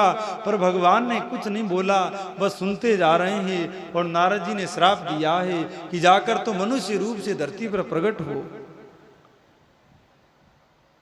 और जिस वानर के समान मेरा मुंह बनाया था वे ही उस समय तुम्हारे सहायक हूँ। तुम दूसरों को स्त्री विरह का दुख देने वाले हो, अतः स्वयं भी तुम्हें स्त्री के वियोग का दुख प्राप्त हो। अज्ञान से मोहित से मनुष्यों के समान तुम्हारी स्थिति हो। अज्ञान से मोहित हुए नारद जी ने मोहवश श्री हरि को जब इस तरह श्राप दिया तब उन्होंने शंभु की माया की प्रशंसा करते हुए उस श्राप को स्वीकार किया, क्योंकि ये सब लीला भगवान शिव ही चाहते हैं। क्या तो भगवान को किसी का श्राप लगेगा, क्या भगवान को किसी का वरदान लगेगा। कोई भगवान को कहे मैं आपको आशीर्वाद देता हूँ आपको बहुत सारा धन मिल जाए, अरे जो धन की दात्री जो लक्ष्मी वो तो उसकी लुगाई है, उसको तुम धन देने का क्या आशीर्वाद देते हो। मैं तुमको आशीर्वाद देता हूँ तुम्हारे शरीर में कोई रोग नहीं रहे। अरे जो शांताकारम भुजग शयनम है, जिसके शरीर के अंदर ना हड्डी है ना मांस है ना अन्य कुछ है, आनंद आनंद रस रस जिसके शरीर में भरा हुआ है, वो क्या बीमार पड़ेगा। तो इसी प्रकार भगवान को क्या किसी का श्राप लगेगा। पर भगवान लीला करने के लिए, भगवान का जब खुद का मन होता है तो ऐसी ऐसी लीला करवाते हैं जिसके द्वारा भगवान धरती पर प्रकट हो सके। नारद जी को तो निमित्त बनाया है, बीच में बहाना बनाया है श्राप का। बाकी भगवान खुद चाह रहे थे कि मेरे अनेकानेक भगत दंडकारण्य में बैठे मेरा इंतजार कर रहे हैं, मेरा भजन कर रहे हैं, मैं जाकर के उनको दर्शन दूं, उन पर कृपा करूं, और जो जो मैं लीला करूं उसका सुख भगवान शिव कैलाश में बैठ कर के ले। क्योंकि भगवान शिव वहां बैठ करके लीला करते हैं, लीला के निमित्त बनते हैं, और रामकृष्ण जो लीला करते हैं उसके वो साक्षी बनकर के उसको देखा करते हैं। तभी सब लीलाएं रामकृष्ण की हुआ करती है। और हम जो भी रामकृष्ण का कह रहे हैं वो शिव कथा से अलग नहीं है, शिव चरित्र से अलग नहीं है। बस फर्क इतना है, कथा के अंदर थोड़ी छुपाव लिया हुआ है और दास खुल करके आपको बताता है। अब आप ये नहीं समझना कि महाराज जी तो शिव जी का नाम ही नहीं लेते हैं, शिव जी कोई चर्चा ही नहीं करते हैं, ऐसा नहीं है। आप लोग की इतनी समझ नहीं है, शिव की कथा से बाहर कोई बात ही नहीं। इतनी भी बात है वो शिव पर ही आधारित है, क्योंकि शिव की माया से प्रेरित होकर के नारद जी को भ्रम हुआ है, और नारद जी ने आकर के नारायण को श्राप दिया है, और वही नारायण राम बनकर आए हैं। और आखिर में भगवान शिव ने सोचा है, शिव ने विचार किया कि श्राप तो मिल ही गया है, और अगर मैं शिव रूप में जाकर राम की सेवा करूंगा तो नहीं कर पाऊंगा, क्योंकि राम जी मेरे को अपना इष्ट मानते हैं। और साथ में श्राप भी नारद जी ने दिया है कि बानर बन के जाओ। अब हनुमान जी भगवान शिव बानर बनकर क्यों आए? इसी कारण से आए। एक तो ये कारण कि नारद जी ने श्राप दिया है, दूसरा ये कारण कि मैं कोई बड़ा रूप लेकर के जाऊंगा, मनुष्य बनकर के भी जाऊंगा तो भगवान को मेरे से सेवा लेने में संकोच होगा। भगवान मेरी से सेवा नहीं लेंगे। अगर मैं कुछ बड़ा बनकर जाऊंगा, बंदर बनकर जाऊंगा तो सेवा ले लेंगे, क्योंकि बंदर निकृष्ट होता है, सामान्य जीव होता है। और दूसरी बात ये कि जब भगवान नारायण ने नारद को देखा बानर रूप में तो बड़े जोर से हंसे, बड़ा उनको प्रसन्नता हुई। तो भगवान शिव ने राम जी को प्रसन्न करने के लिए वानर का रूप बनाया और राम जी की सेवा में आए। तो कोई भी कथा दास के द्वारा कही जाती है, आपकी बुद्धि में नहीं आ रही हो तो भाई दास क्या करे, पर सब की सब कथा शिव के अंतर्गत ही चल रही है। शिव की कृपा से, शिव की प्रेरणा से अब शिव भी बैठकर आनंद लेते हैं। अब कोई बिरला होगा जो खुद की कथा सुनकर के राजी और प्रसन्न होता हो। भगवान शिव ऐसे थोड़ी है कि खुद की बढ़ाई सुनकर राजी होते हैं। भगवान तो राम की बढ़ाई सुनकर के राजी होते हैं, और राम जी शिव की बढ़ाई सुनकर के राजी होते हैं। तो राम कथा, कृष्ण भक्तों की कथा, राम भक्तों की कथा सुनकर के शिव परम प्रसन्न होते हैं। दास पर तो बहुत बड़ी कृपा कर रहे हैं। बीच बीच हम उनको राम जी को राजी करने के लिए शिव का भी नाम ले लेते हैं, शिव की कथा भी बीच में कह देते हैं, पर शिव कब प्रसन्न हो रहे हैं? जब हम राम की कथा कहते हैं, उनके भक्तों की कथा कहते हैं। क्योंकि वैष्णव नाम यथा शंभु, राम का शिव भक्तों से बड़ा भक्त कौन होगा? अगर राम भक्तों में हम बात करें कि सबसे बड़ा कौन है, तो भगवान शिव से बड़ा राम का भक्त कौन होगा? हनुमान जी से बड़ा राम का भक्त कौन होगा? आप सब जानते हैं। तो कोई कथा है वो शिव जी की कथा से अन्यत्र नहीं है। पूरा का पूरा आधार शिव को लेकर ही दास चल रही है। पर ये विद्वानों की बात है, ये संशय से मुक्त है, उनकी बात है। साधारण लोग तो विचार कर रहे होंगे कि महाराज को इतने दिन हो गए शिव की तो कोई कथा सुनाई नहीं। अब ये चरित्र है, ये हम जो कह रहे हैं नारद का ही, शिव पुराण का ही चरित्र है। एक शब्द देख करके ही बोल रहे हैं, कोई अलग नहीं है। और ऐसा भ्रम त्याग देना चाहिए कि ये राम की कथा, ये शिव की कथा है, शिव की कथा है वही राम की कथा है, और राम की कथा है वही शिव की कथा है। अब राम जी की कथा आए, भगवान शिव की कथा आए और पार्वती का नाम आए तो वो तो आना ही है, क्योंकि भगवान शिव की अर्धांगिनी माता पार्वती है। उसी प्रकार शिव कथा आए और राम कथा आए तो क्या आश्चर्य है, क्योंकि राम जी के इष्ट महादेव हैं और महादेव के इष्ट श्री राम जी। तो राम जी शिव के बगैर नहीं रहते हैं और शिव जी राम जी के बगैर नहीं रहते हैं, तो इनकी चर्चा तो कैसे बिना हुए बिना आए रह सकते। और अकेले शिव की कथा करनी चाहे तो क्या कहेंगे बताओ? कैलाश में बैठ रहे हैं, भस्म लगाए हैं, ध्यान कर रहे हैं, आप सब बैठकर ध्यान करो, यही शिव कथा है। ओम ओम का जप करो, ध्यान लगाओ। जिस प्रकार भगवान शिव कैलाश में बैठे हैं वैसे आप भी आंख बंद करके बैठ जाओ और अलग अलग यहाँ श्वास चढ़ाओ या प्राणायाम चढ़ाओ, इधर मुंह करके आसन लगा करके बैठो, इतनी बार ओम बोलो, इतनी बार इनके अलग अलग वर्ण है उनका उच्चारण करो, यही शिव कथा है। और आखिर में बस ध्यान लगा लो, बैठ जाओ, शिव कथा हो गई। पर शिव कथा सरस, शिव कथा आनंददायक कब बनती है? जब राम जी उस कथा के अंदर आ जाते हैं, ठाकुर जी उसके अंदर आ जाते हैं। उसी प्रकार राम और कृष्ण की कथा है, उनमें जब शिव जी की कथा आ जाती है तो परम मंगल और परम आनंदमय कथा बन जाती है। तो इस तुच्छ बुद्धि का हम त्याग करें कि राम कथा हो रही है कि कृष्ण कथा हो रही है कि शिव कथा हो रही है। शिव कथा है तो ही राम कथा है, कृष्ण कथा है, और कृष्ण कथा राम कथा है तो भी शिव कथा है। तो बुद्धि को निर्मल होकर के बैठिए, तभी या शिव से कुछ ले पाएंगे या कथा का पुण्य विशेष आपको प्राप्त हो सकेगा। और ऐसा तुच्छ बातों को लेकर के बैठे रहे, मन में सोचोगे शिव जी का तो नाम ही नहीं है, शिव की तो कथा ही नहीं है। अरे शिव तो निमित्त बनते हैं, बाकी बात तो इनकी चला करती है। गुरु सत्संग करे तो खुद की चर्चा थोड़ी करता है। और असल बात बताएं, राम कृष्ण के साथ में मिलकर जो शिव ने लीला करी है, असल में वही लीला है, वही कहने की बात है। बाकी को और क्या बात करें? शिव ने त्रिपुरारी को मारा, शिव ने भस्मासुर को मारा, इसको मारा, उसको मारा, ये तो है ही है। पर उनको भी किस लिए मारा? क्योंकि राम जी की आज्ञा हुई, श्री कृष्ण की आज्ञा हुई। तो नारद जी ने खूब भगवान को श्राप दिया और भगवान मुस्कुरा रहे हैं कि हे भगवान, कैसी आपकी माया है। नारद शरी के महात्मा को भी मोहित कर दिया है।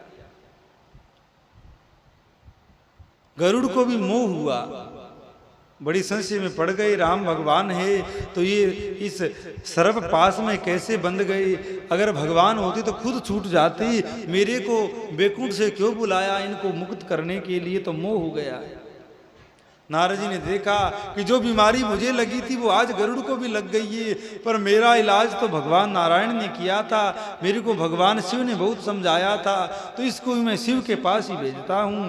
तो गरुड़ जी ने नारद जी को पूछा कि आप सब बड़े महात्मा हो, सब भगवान के अवतारों के रहस्य जानते हो, आप बताइए, लोग कहते हैं ये राम, ये लक्ष्मण है, ये भगवान के अवतार हैं, अब आप ही बताइए ये कहाँ भगवान लग रहे हैं, कहाँ आपको भगवान लग रहे हैं? मेघनाथ ने सर्प का बाण छोड़ा और ये सर्प के पास में बंध गए हैं। मैंने जाकर चोंच से खा कर सांपों को दूर फेंका है, ये कहाँ भगवान है? तो नारद जी ने सोचा मेरी वाली बीमारी लगी है तो शिव के पास भेजता हूँ, क्योंकि सबसे बड़े डॉक्टर और गुरु भगवान शिव है।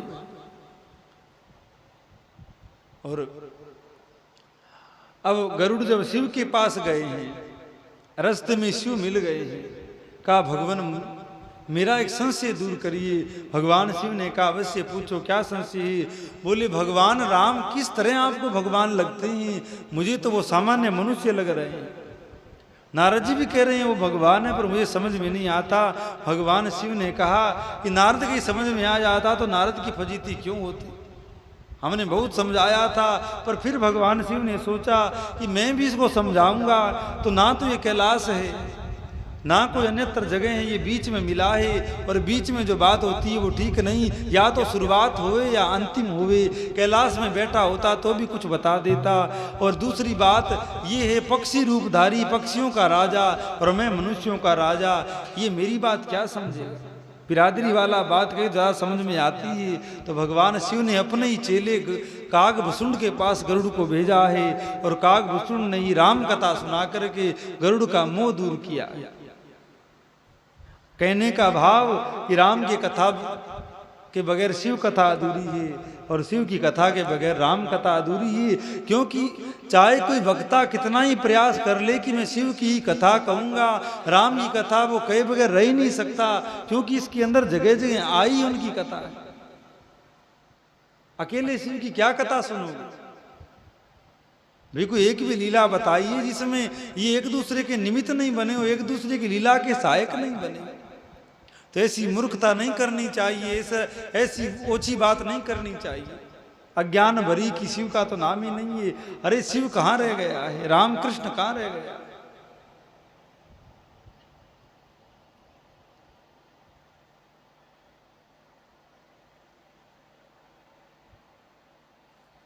और भगवान नारायण ने श्राप को स्वीकार किया है।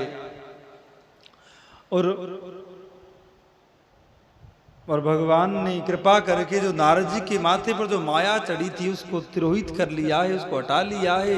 अर्थात नारद का पूरा ऑपरेशन कर दिया है। जो फुंसी हो गई थी वो पूरी पक गई है, तो भगवान ने उसका पूरा ऑपरेशन करके उसकी बुद्धि को शुद्ध कर दिया है। और नारद जी को अब थोड़ी बुद्धि आई है, उन्होंने पूर्वतः ज्ञान प्राप्त हो गया है और उनकी सारी व्याकुलता जाती रही है। इससे उनके मन में बड़ा विस्मय हुआ है, बड़ा आश्चर्य हुआ है। वे अधिकाधिक पश्चाताप करते हुए बारंबार अपनी निंदा करने लगे हैं। बड़े दुखी हो गए हैं नारद जी की, अरे ये मैंने क्या कर दिया, भगवान को श्राप दे डाला। उस समय उन्होंने ज्ञानी को भी मुंह में डालने वाली भगवान की माया की सराहना करी। हे भगवान, आपकी माया बड़ी विचित्र है, मेरे जैसे को भी बुद्धि को भ्रमित कर दिया। तदंतर यह जानकर कि माया के कारण ही मैंने भ्रम में पड़ गया था, यह सब कुछ मेरा मायाजनित भ्रम ही था। वैष्णव शिरोमणि नारद जी भगवान विष्णु के चरणों में गिर पड़े। भगवान श्री हरि ने उन्हें उठाकर बड़ा खड़ा कर दिया है। उस समय अपनी दुर्बुद्धि नष्ट हो जाने के कारण वे यूं बोले, नाथ, माया से मोहित होने के कारण मेरी बुद्धि बिगड़ गई थी, इसलिए मैंने आपके प्रति बहुत दुर्वचन कहे, आपको श्राप तक दे डाला। प्रभु, उस श्राप को आप मिथ्या कर दीजिए, उसको श्राप को निष्प्राण कर दीजिए। हाय, मैंने बहुत बड़ा पाप किया, अब मैं निश्चित ही नरक में पड़ूंगा। नारद जी बहुत दुखी हो गए। भगवान ने मुस्कुराते हुए कहा, अरे नारद, चिंता मत कर, ये मेरे ही द्वारा फैलाई हुई माया थी, जिसके कारण तुम्हारी बुद्धि में ऐसा भ्रम आया। अन्यथा जो मनुष्य शिव चरणों का आश्रय ले, शिव कथा का आश्रय ले, हरि के चरणों का आश्रय ले, उसको माया मुंह में नहीं डाल सकती। माया की चाल वो पहले ही समझ जाते हैं और वहां से हट जाते हैं, माया के बहकावे में नहीं आते हैं और नित्य शुद्ध बनकर के, नित्य निर्मल बनकर के मेरे और शिव के भजन में लगे रहते हैं। तो हे नारद, आप दुखी मत होइए, मेरी माया के द्वारा ऐसा हुआ क्योंकि मेरे कोई लीला करनी थी, मेरे कोई राम अवतार लेना था। मेरे बड़े बड़े भगत मेरा इंतजार कर रहे हैं, मनु और शत्रुपा के रूप में दशरथ और कौशल्या तप कर रहे हैं, मैं जाकर उनका लड़का बनूंगा, मेरी पत्नी सीता के रूप में जन्म लेगी, अनेक मेरे अवतार होंगे, तो मेरी इच्छा के द्वारा ही सब काम हुआ है, तुम चिंता मत करो। मैं ऐसा करवाना चाहता था, मेरी लीला अद्भुत होती है, मैं स्वयं सामने नहीं आता हूँ, मेरी माया को आगे करता हूँ, तभी लोग मेरी लीला को बड़ी सुंदर मानकर उसका स्मरण करते हैं। तो भगवान नारद जी को संतुष्ट करते हुए उनको कुछ शांत करते हैं। मैं आपका दास हूँ, बताइए मैं क्या उपाय है, कौन सा प्रायश्चित करूँ जिससे मेरा पाप समूह नष्ट हो जाए और मुझे नरक में नहीं गिरना पड़े। ऐसा कहकर शुद्ध बुद्धि वाले मुनि शिरोमणि नारद जी पुनः भक्ति भाव से भगवान विष्णु के चरणों में गिर पड़े। उस समय उन्हें बड़ा पश्चाताप हो रहा था। तब विष्णु ने उन्हें उठाकर मधुर वाणी में कहा। भगवान विष्णु बोले, तात खेद न करो, तुम मेरे श्रेष्ठ भगत हो, इसमें संशय नहीं है। मैं तुम्हें एक बात बताता हूँ, सुनो, उससे निश्चय ही तुम्हारा परम हित होगा, तुम्हें नरक में नहीं जाना पड़ेगा, भगवान शिव तुम्हारा कल्याण करेंगे। तुमने मद से मोहित होकर जो भगवान शिव की बात नहीं मानी थी, उसकी अवहेलना कर दी थी, उसी अपराध का भगवान शिव ने तुम्हें ऐसा फल दिया है। अर्थात शिव ने समझाया था कि नारद जी, कोई बात नहीं, आपने काम को जीता, क्रोध को जीता, पर इस बात का प्रचार मत करना, कोई पूछे तो भी नहीं कहना, और तुमने वो बात मानी नहीं, इसीलिए तुम्हारी ये गति हुई। और जो मनुष्य, जो जीव शिव रूपी गुरु की बात मान लेता है, गुरु ने कह दिया भैया ये काम मत करना, तुम्हें लाभ नहीं देगा, वो काम कभी नहीं करना। गुरु ने कह दिया कि आज इधर मत जाना, तो वहाँ भूल से भी नहीं जाना, वहाँ फिर कभी मनुष्य का कल्याण होने वाला नहीं है। तो गुरु लोग कहे, उनकी आज्ञा में रहकर के ही हमेशा शिष्य को, जीवों को रहकर ही चलना चाहिए। तो हे नारद, तुमने शिव की बात नहीं मानी, उनकी बात की अवहेलना करी, तभी तुम्हारी ऐसी गति हुई। तुम मान लेते तो इतना सब खेल नहीं होता, पर कोई बात नहीं, तुम पुनः जाकर के शिव की शरण ग्रहण करो, उनकी कृपा प्राप्त करो, तो तुमको फिर एक निर्मल भक्ति, निर्मल यश प्राप्त होगा, और तुम्हारा यश पुनः फिर उसी प्रकार हो जाएगा। तुम्हारा ये जो कलंक लगाए काम इस लीला का, ये तुम्हारा धुल जाएगा।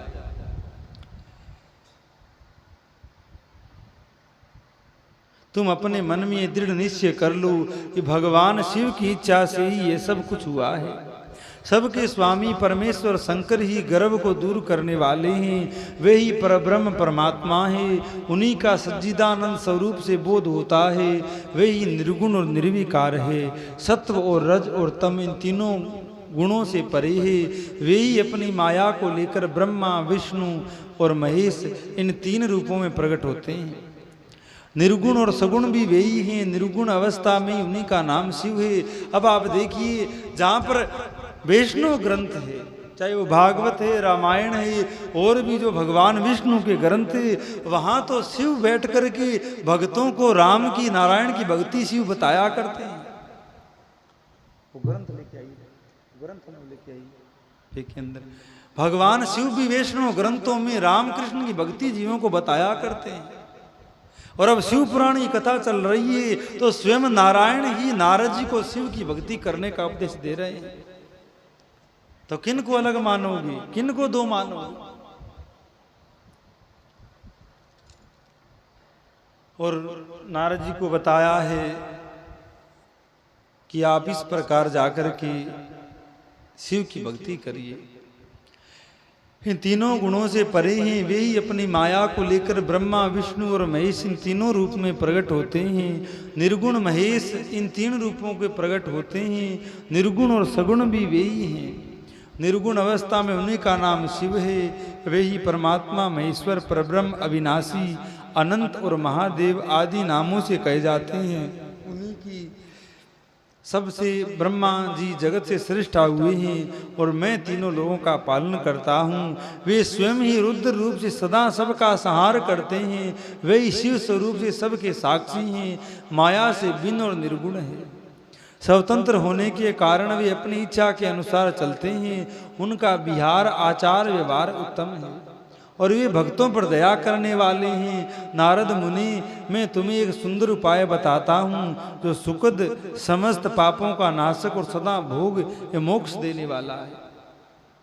तुम उसे सुनो।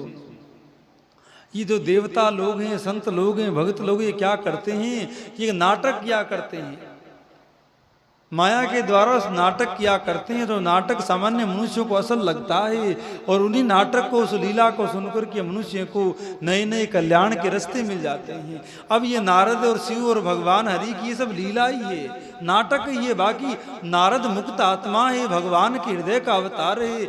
भगवान शिव साक्षात परमात्मा है, हरि परमात्मा है।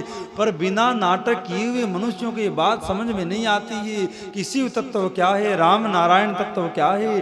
तभी ये लीलाएं होती है, ऐसे ऐसे प्रसंग बनते हैं, सभी मनुष्यों को समझ में आती है कि शिव तत्व क्या है, और वो उनका भजन करते हैं, उनकी सेवा करते हैं। अगर कोई सीधे सीधे कहे कि शिव की सेवा करो, भक्ति करो, तो नहीं कर पाओगे, कहीं ना कहीं दोष हो जाएगा। और जहाँ इस प्रकार की लीलाएं सुनोगे, महिमा सुनोगे, तो मन में होगा कि जिस नारद जी पर इतनी बड़ी कृपा शिव ने करी है, जो नारायण पर भी इतनी कृपा करते हैं, वो शिव मेरे पर भी कृपा करेंगे, मेरे भी दुखों को दूर करेंगे। तभी मनुष्य लोग शिव भक्ति में प्रवृत्त होते हैं, शिव की सेवा में लगा करते हैं। अब कहने को तो सीधे ही कह दें कि भैया शिव की पूजा करो, शिव ही सर्वश्रेष्ठ है, शिव ही सबके स्वामी है, सब संसार में शिव ही व्याप्त है। पर कहने भर से नहीं समझ में आएगा, और वहीं उनके अनेकानेक चरित्र, अनेकानेक लीलाएं हम आप सुनेंगे तो विशेष बोध प्राप्त होगा, और मनुष्य के मन में आएगा कि मैं भी उनका आराधन करूं, मैं भी उनका पूजन करूं, मुझे भी सदगति प्राप्त हो। तभी ये नाटक मात्र, लीला मात्र भगवान का होता है, और जिसके द्वारा मनुष्य लोग प्रेरणा लेकर के, शिक्षा लेकर के भक्ति में लगते हैं। और कथाओं के द्वारा हम भगवान के प्रभाव को जान पाते हैं, उनकी शक्ति को जान पाते हैं, उनके ऐश्वर्य को जान पाते हैं, उनके माधुर्य को जान पाते हैं। और गुरु भगवान कहते कि इससे प्रेम तभी हो सकता है, इससे लगाव तभी हो सकता है जब उसके सुंदर स्वभाव को आपने जान लिया। जब तक आप शिव के स्वभाव को नहीं जानेंगे, राम कृष्ण हरि के स्वभाव को नहीं जानेंगे, आप उनके भगत नहीं हो सकते, आप उनके सेवक नहीं हो सकते हैं। तो उनके स्वभाव को जानने के लिए कथा हुआ करती है कि शिव कितने कृपालु हैं, नारायण कितने कृपालु। और लीलाओं का, कथाओं का ये उद्देश्य है कि जीव सुनकर के उनके स्वभाव को जान ले, उनके सामर्थ्य को जान ले। भगवान शिव ही रामायण के प्रसंग में कहते हैं, तुलसी बाबा लिखते हैं, उमा कहूँ मैं अनुभव अपना, सत हरि भजन जगत सब सपना। हे उमा, मैं अपना अनुभव कहता हूँ, अपनी आंखों देखी बात कहता हूँ। ये संसार है, ये सब सपना है, संसार है ये नींद का वो एक सपना है, और भगवान है वो सत वस्तु है। सत हरि भजन जगत सब सपना, ये भगवान शिव कह रहे हैं। और दूसरी बात कहते हैं, उमा सुभाव राम जय जाना, भाव छोड़ कछु और न आना।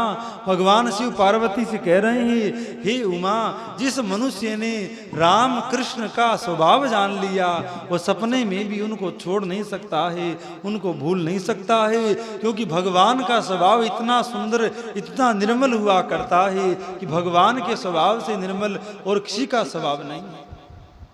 क्योंकि भगवान अपने भक्तों पर कोई स्वार्थवश कृपा नहीं करते, कोई कारणवश कृपा नहीं करते, वो अकारण ही कृपा करते हैं। अरे आप विचार करिए, हम विचार करें, हमने शिव को क्या दे दिया है, क्या इतनी बड़ी हमने उनकी पूजा कर ली है जो हम पर वो इतना अनुग्रह करे, हमको अपनी कथा प्रदान करे, अपना नाम प्रदान करे। ये तो उनकी अकारण करुणा है, अकारण कृपा है। इस कृपा के कारण आप हम बैठ करके उसकी चर्चा करते हैं, उसका नाम लेते हैं, उसका नाम बारंबार हमारे कर्ण रंध्रों से हृदय में प्रवेश करता है। ये उसकी विशेष कृपा है।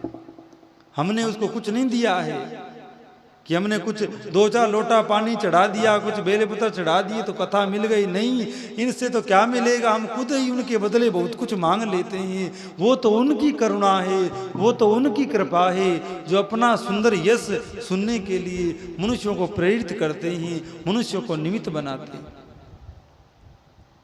तो कथा सुनेंगे तभी तो उनके स्वभाव का पता लगेगा। कोई व्यक्ति है, उसके बारे में आप सुनोगे, चर्चा करोगे, तभी जानोगे कि व्यक्ति दयालु है कि कृपण है, कायर है कि सूरवीर है। सुनोगे तभी पता लगेगा। तो जब सुनोगे तभी पता लगेगा कि भगवान शिव का प्रभाव क्या है इस कलिकाल में, भगवान शिव की कृपा कलिकाल में क्या दे सकती है। ये कथा सुनने से ही पता लगता है। उसी कथा में आप मोह करोगे, अनेकानेक संशय करोगे कि राम की बात चल रही है, कृष्ण की बात चल रही है। अरे आप लोगों को पहले ही कहा था सावधान हो जाना। जब हम कृष्ण कहें तो ही शिव समझ लेना, अगर हम राम कहें तो ही शिव समझ लेना, और शिव का नाम लेवें तो राम समझ लेना। क्योंकि ये नाम 3 नहीं है, 4 नहीं है, ब्रह्म एक हुआ करता है, 2-4 नहीं हुआ करते। वेद का सिद्धांत है। जिन लोगों ने वेद को देखा है वो जानते होंगे, वेद कहता है एको ब्रह्म द्वितीयो नास्ति। परमात्मा 2 नहीं हुआ करते, ब्रह्म 2, 4, 20 नहीं हुआ करते, ईश्वर कोई 10, 20 नहीं हुआ करते। एको ब्रह्म द्वितीयो नास्ति, भगवान एक है, ब्रह्म एक है, नारायण एक है, शिव एक है। अब नाम तो कितने हो गए, शिव अलग है, नारायण अलग है, राम अलग है, दुर्गा अलग है, गणेश अलग है, सूर्य अलग है, अनेकानेक भगवानों के अवतार हो गए हैं, अनेकानेक देवियां हो गई है, 33 कोटि देवता हो गए हैं। कितना निर्णय करोगे, कितने भगवान। कई मूर्ख लोग नहीं जानते हैं, वो कहते हैं इन हिंदुओं के कितने भगवान हैं। दुनिया भर के लोक देवता, दुनिया भर के कुल देवता, दुनिया भर की देवियां, दुनिया भर के देवता, उनमें महादेव भी एक बैठे हुए। पर ऐसा नहीं है। हमारा जो धर्म है वो बड़ा सुलझा और बड़ा ही स्पष्ट दिखने वाला धर्म है। ये सब उनकी शक्तियां हुआ करती है। पर एको ब्रह्म द्वितीयो नास्ति। भगवान व्यास अनेकानेक शास्त्रों का वर्णन करते हुए प्रतिपादन करते हैं कि भगवान के अलग अलग अवतार हुआ करते हैं। एक ही भगवान की अलग अलग शक्तियां आकर के संसार में प्रकट होती है। कहीं पर भगवान का आवेश होता है, कहीं भगवान का अंश होता है, कहीं भगवान की कला होती है, कहीं भगवान का स्वयं भगवान होते हैं, कहीं पूर्ण होते हैं और कहीं परिपूर्ण होते हैं। है एक ही, पर कहीं अलग अलग कलाओं के द्वारा। अब जैसे भगवान व्यास भी भगवान के अवतार हैं, वो कला अवतार है। और भगवान राम के जो हृदय का जो करुणा है, भगवान हृदय के जो करुणा का भाव है, वही तो शिव रूप में प्रकट हुआ है। भगवान जो राम की जो करुणा, नारायण के हृदय की जो करुणा है, वही तो शिव रूप में प्रकट हुई है। शिव कोई अलग थोड़ा ही है। अलग हो जाए तो ब्रह्म दो चार हो जाए तो लड़ाई हो जाए।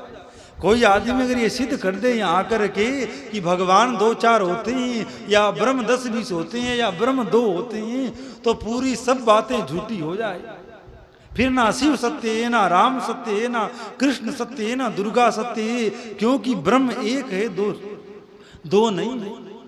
फिर तो राम को मानने वाले तो नरक में जाएंगे, शिव को मानने वालों का कल्याण होगा। शिव को मानने वाले नरक में जाएंगे, राम को मानने वालों का कल्याण होगा। ऐसी बात नहीं है, क्योंकि एक ब्रह्म है, दूसरा नहीं है। एक व्यक्ति ही वो घर में बैठा है तो अलग उसका भाव है, अलग आदर है, अलग स्वरूप है। वही जब गली में बैठता है तो अलग आदर, अलग स्वरूप है। वही रिश्तेदारी में जाता है तो अलग होता है, बहन से मिलने जाता है तो अलग होता है, माँ के पास बैठता है तो अलग होता है, पत्नी के पास बैठता है तो अलग होता है, अपने बाल बच्चों में जब बैठता है तो अलग होता है, अपने नौकरों में बैठता है तो अलग होता है। अब बंदा तो एक ही है। आप बताओ क्या इतने आदमी हुआ करते हैं?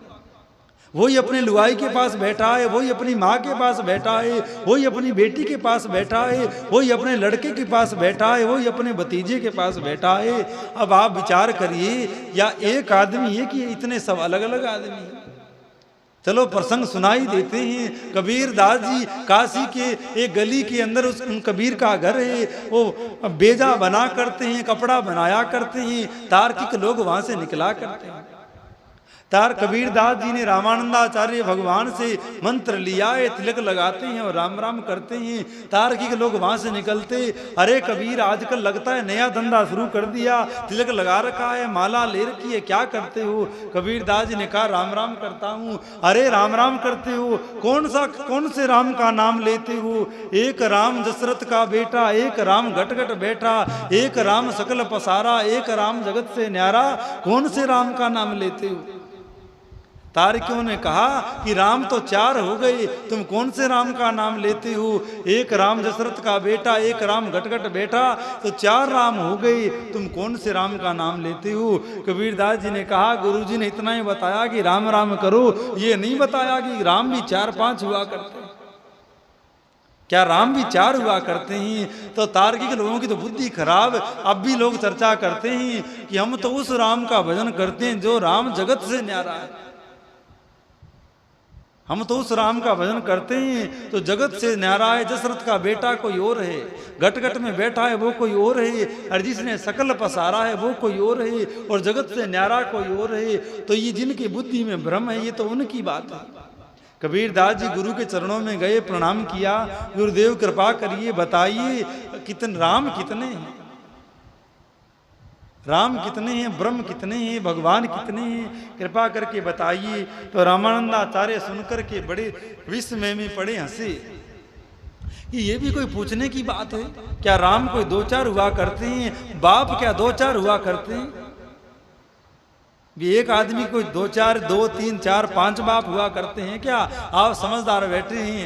रामानंदाचार्य ने हंसते हुए कहा कि उन्होंने कहा एक राम दशरथ का बेटा, एक राम घट घट बैठा, एक राम का सकल पसारा, एक राम जगत से न्यारा। तो एक की जगह वही लगा दो, वही राम दशरथ का बेटा, वही राम घट घट बैठा, वही राम का सकल पसारा, और वही राम जगत से न्यारा। बेटा राम एक ही हुआ करता है, 2 नहीं होते हैं। कबीर दास जी तो कबीरदास जी प्रहलाद के अवतार हैं, साक्षात कबीरदास जी, और माला फेरा करते हैं।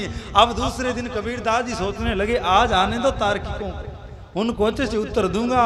वो दूसरे दिन फिर आ गए, अरे कबीर क्या क्या राम राम करता है, हमको भी बता, कौन से राम का नाम लेता है? राम 4 हैं, कौन से राम का नाम लेता है? कबीरदास जी ने कहा मैं तो बाद में बताऊंगा, पर एक बात मुझे भी पूछनी है। तार्किक को ना पूछो। बोले एक बाप तेरी दादी का बेटा, एक बाप तेरी बुआ का भाई, और एक बाप तेरी माँ का पति, और एक बाप तेरी नानी का जवाई, तो कितने बाप का है तू भाई?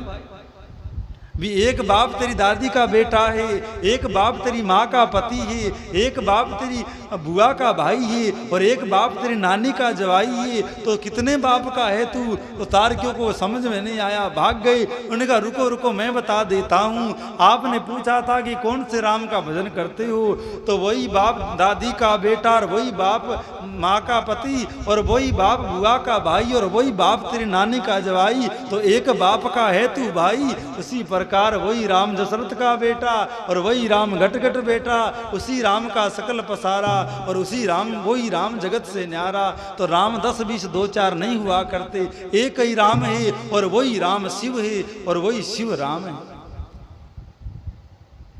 अगर ऐसे भी कहें तो कोई संशय नहीं है, भगवान राम के हृदय के जो करुणा से भरा हुआ भाव है वही शिव के रूप में प्रकट हुआ है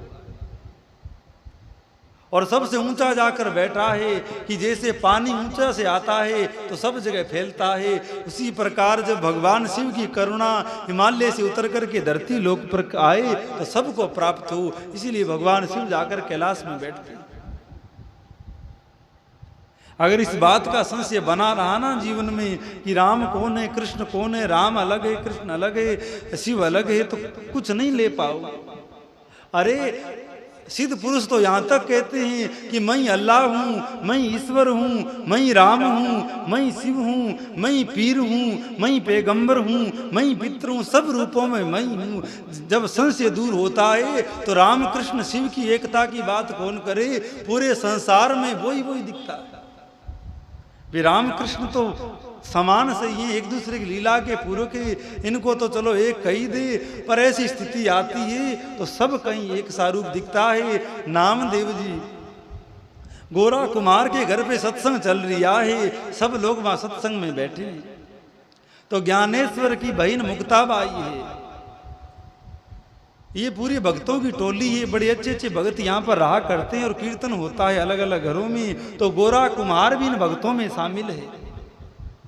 तो कुम्हार मटके बनाते हैं, उनके घर में सत्संग हो रहा है, तो सत्संग के बीच में मुक्ताबाई उठी और कोना में एक थापी पड़ी थी, तो बोला काका ये थापी किस काम में आती है? गोरा कुमार ने कहा बेटी जब मटके बन जाते हैं तो मटकों को बजाकर देखते हैं कि पक गया कि कच्चा है, तो ये इस काम में आती है। तो मुक्ताबाई ने कहा तो ये सब सत्संग में बैठे हैं, सब भगवान के बनाए हुए मटके ही हैं, देखती हूँ कि पक्के हैं कि कच्चे हैं। अब महाराज वहाँ ने थापी उठाई और सबको कहा सब भगवान का ध्यान करो, और सबको थापी से पीटने लगी।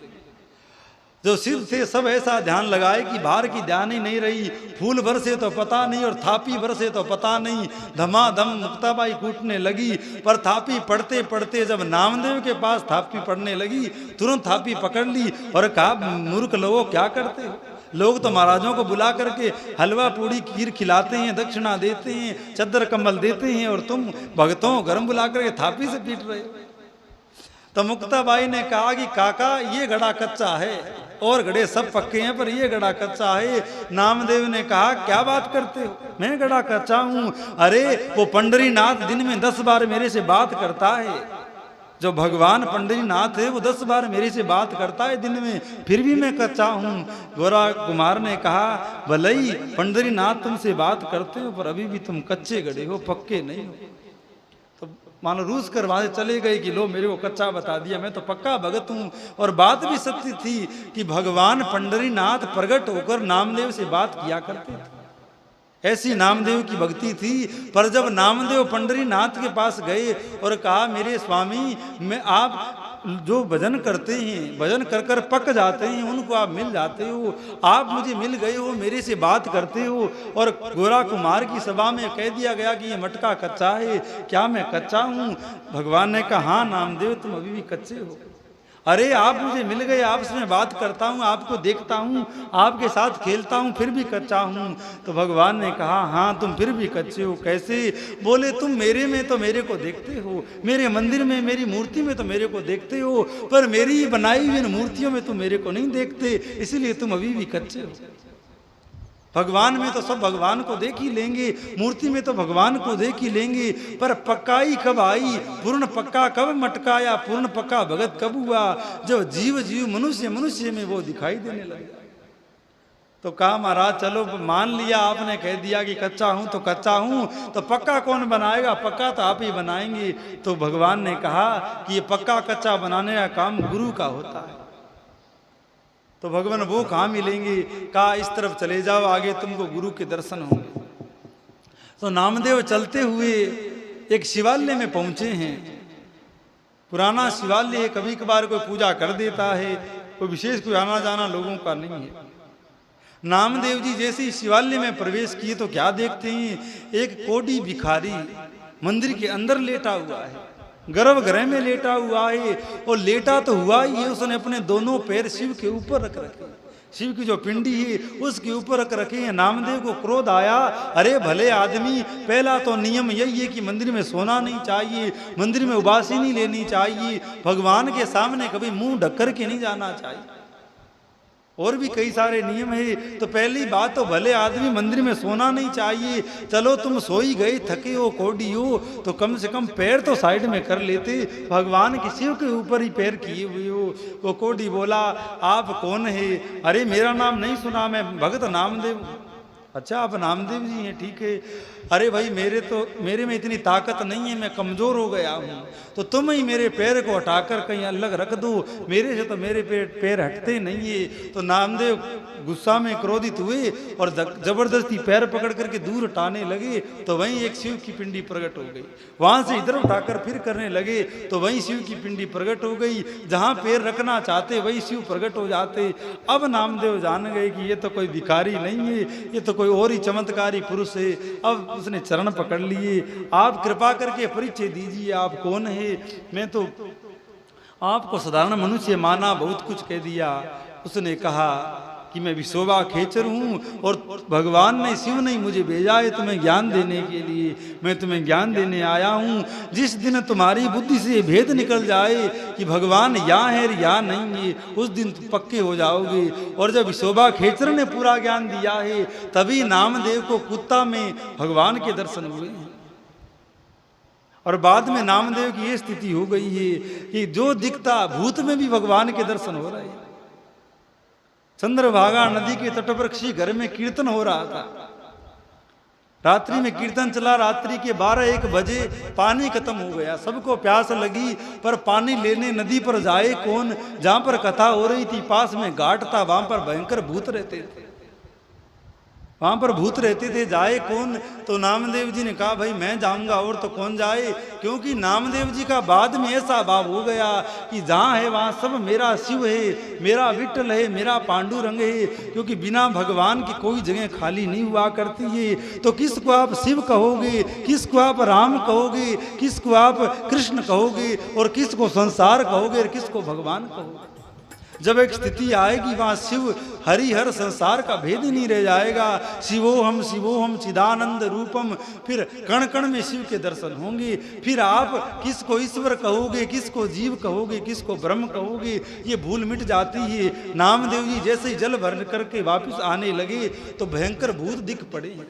भूतों का सरदार बहुत लंबा है, बड़े लंबे लंबे उसके हाथ हैं, बहुत बड़ा सिर है। नामदेव जी ने देखा, अरे आज मेरे ठाकुर, मेरे पंडरीनाथ, मेरे भोलेनाथ इस रूप में आए हैं। कमर से करताल निकाली और गाने लगे, भले बिराजे लंबक नाथ, सर पे माथा धरती लो पांव, भले बिराजे लंबक नाथ, पार्षद गण संग संग बिराजे, आज मोहे कियो सनात, भले पधारे मेरे लंबक नाथ। और जब सिद्ध भगत ने उस भूत में भगवान की भावना करी तो भूत का तो कल्याण हो गया, सबरे भूत चले गए और वहां साक्षात पंडरीनाथ प्रकट हो गए। ये प्रसंग सुनाने का क्या भाव है? यही भाव है कि जब शिव तत्व को पूर्ण रूप से जान जाओगे तो कृष्ण में कौन दिखेगा, राम में कौन दिखेगा, स्त्री में कौन दिखेगा, पुरुष में कौन दिखेगा, सब में वो एक तत्व ही बैठा हुआ है जिसको आप शिव कह रहे हो। कोई उसको राम कह रहा है, कोई उसको कृष्ण कह रहा है। मामा प्रयागदास हुए, अयोध्या के बड़े सिद्ध संत हुए मामा प्रयागदास, जो सीता जी को अपनी बहन मानते थे और सीता जी ने साक्षात प्रकट होकर के उस महात्मा के हाथ पर राखी बांधी थी। पूरा संसार उनको मामा कहने लगा क्योंकि सीता जग जननी है और ये जग जननी के भाई हैं तो सबके मामा हैं। तो वो एक बार बड़ी सुंदर इनकी लीला है। चलो कही देते हैं, ठाक शिव भी प्रसन्न हो जाएंगे राम भगत की बात सुन करके। मामा प्रयागदास का जन्म प्रयाग के पास के क्षेत्र में हुआ है। माँ बेटे दो ही रहते हैं, तीसरा कोई सदस्य नहीं। तो उस समय ये बालक ये अपने मित्रों के साथ खेलने जाते हैं, तो और बालक आते, उनकी बहनें भी उनके साथ खेलने आती, तो वो बहनें अपने भाइयों का बड़ा पक्ष लेती, बड़ी उनकी मेर लेती। दूसरा पीटता तो उसको पीटने नहीं देती।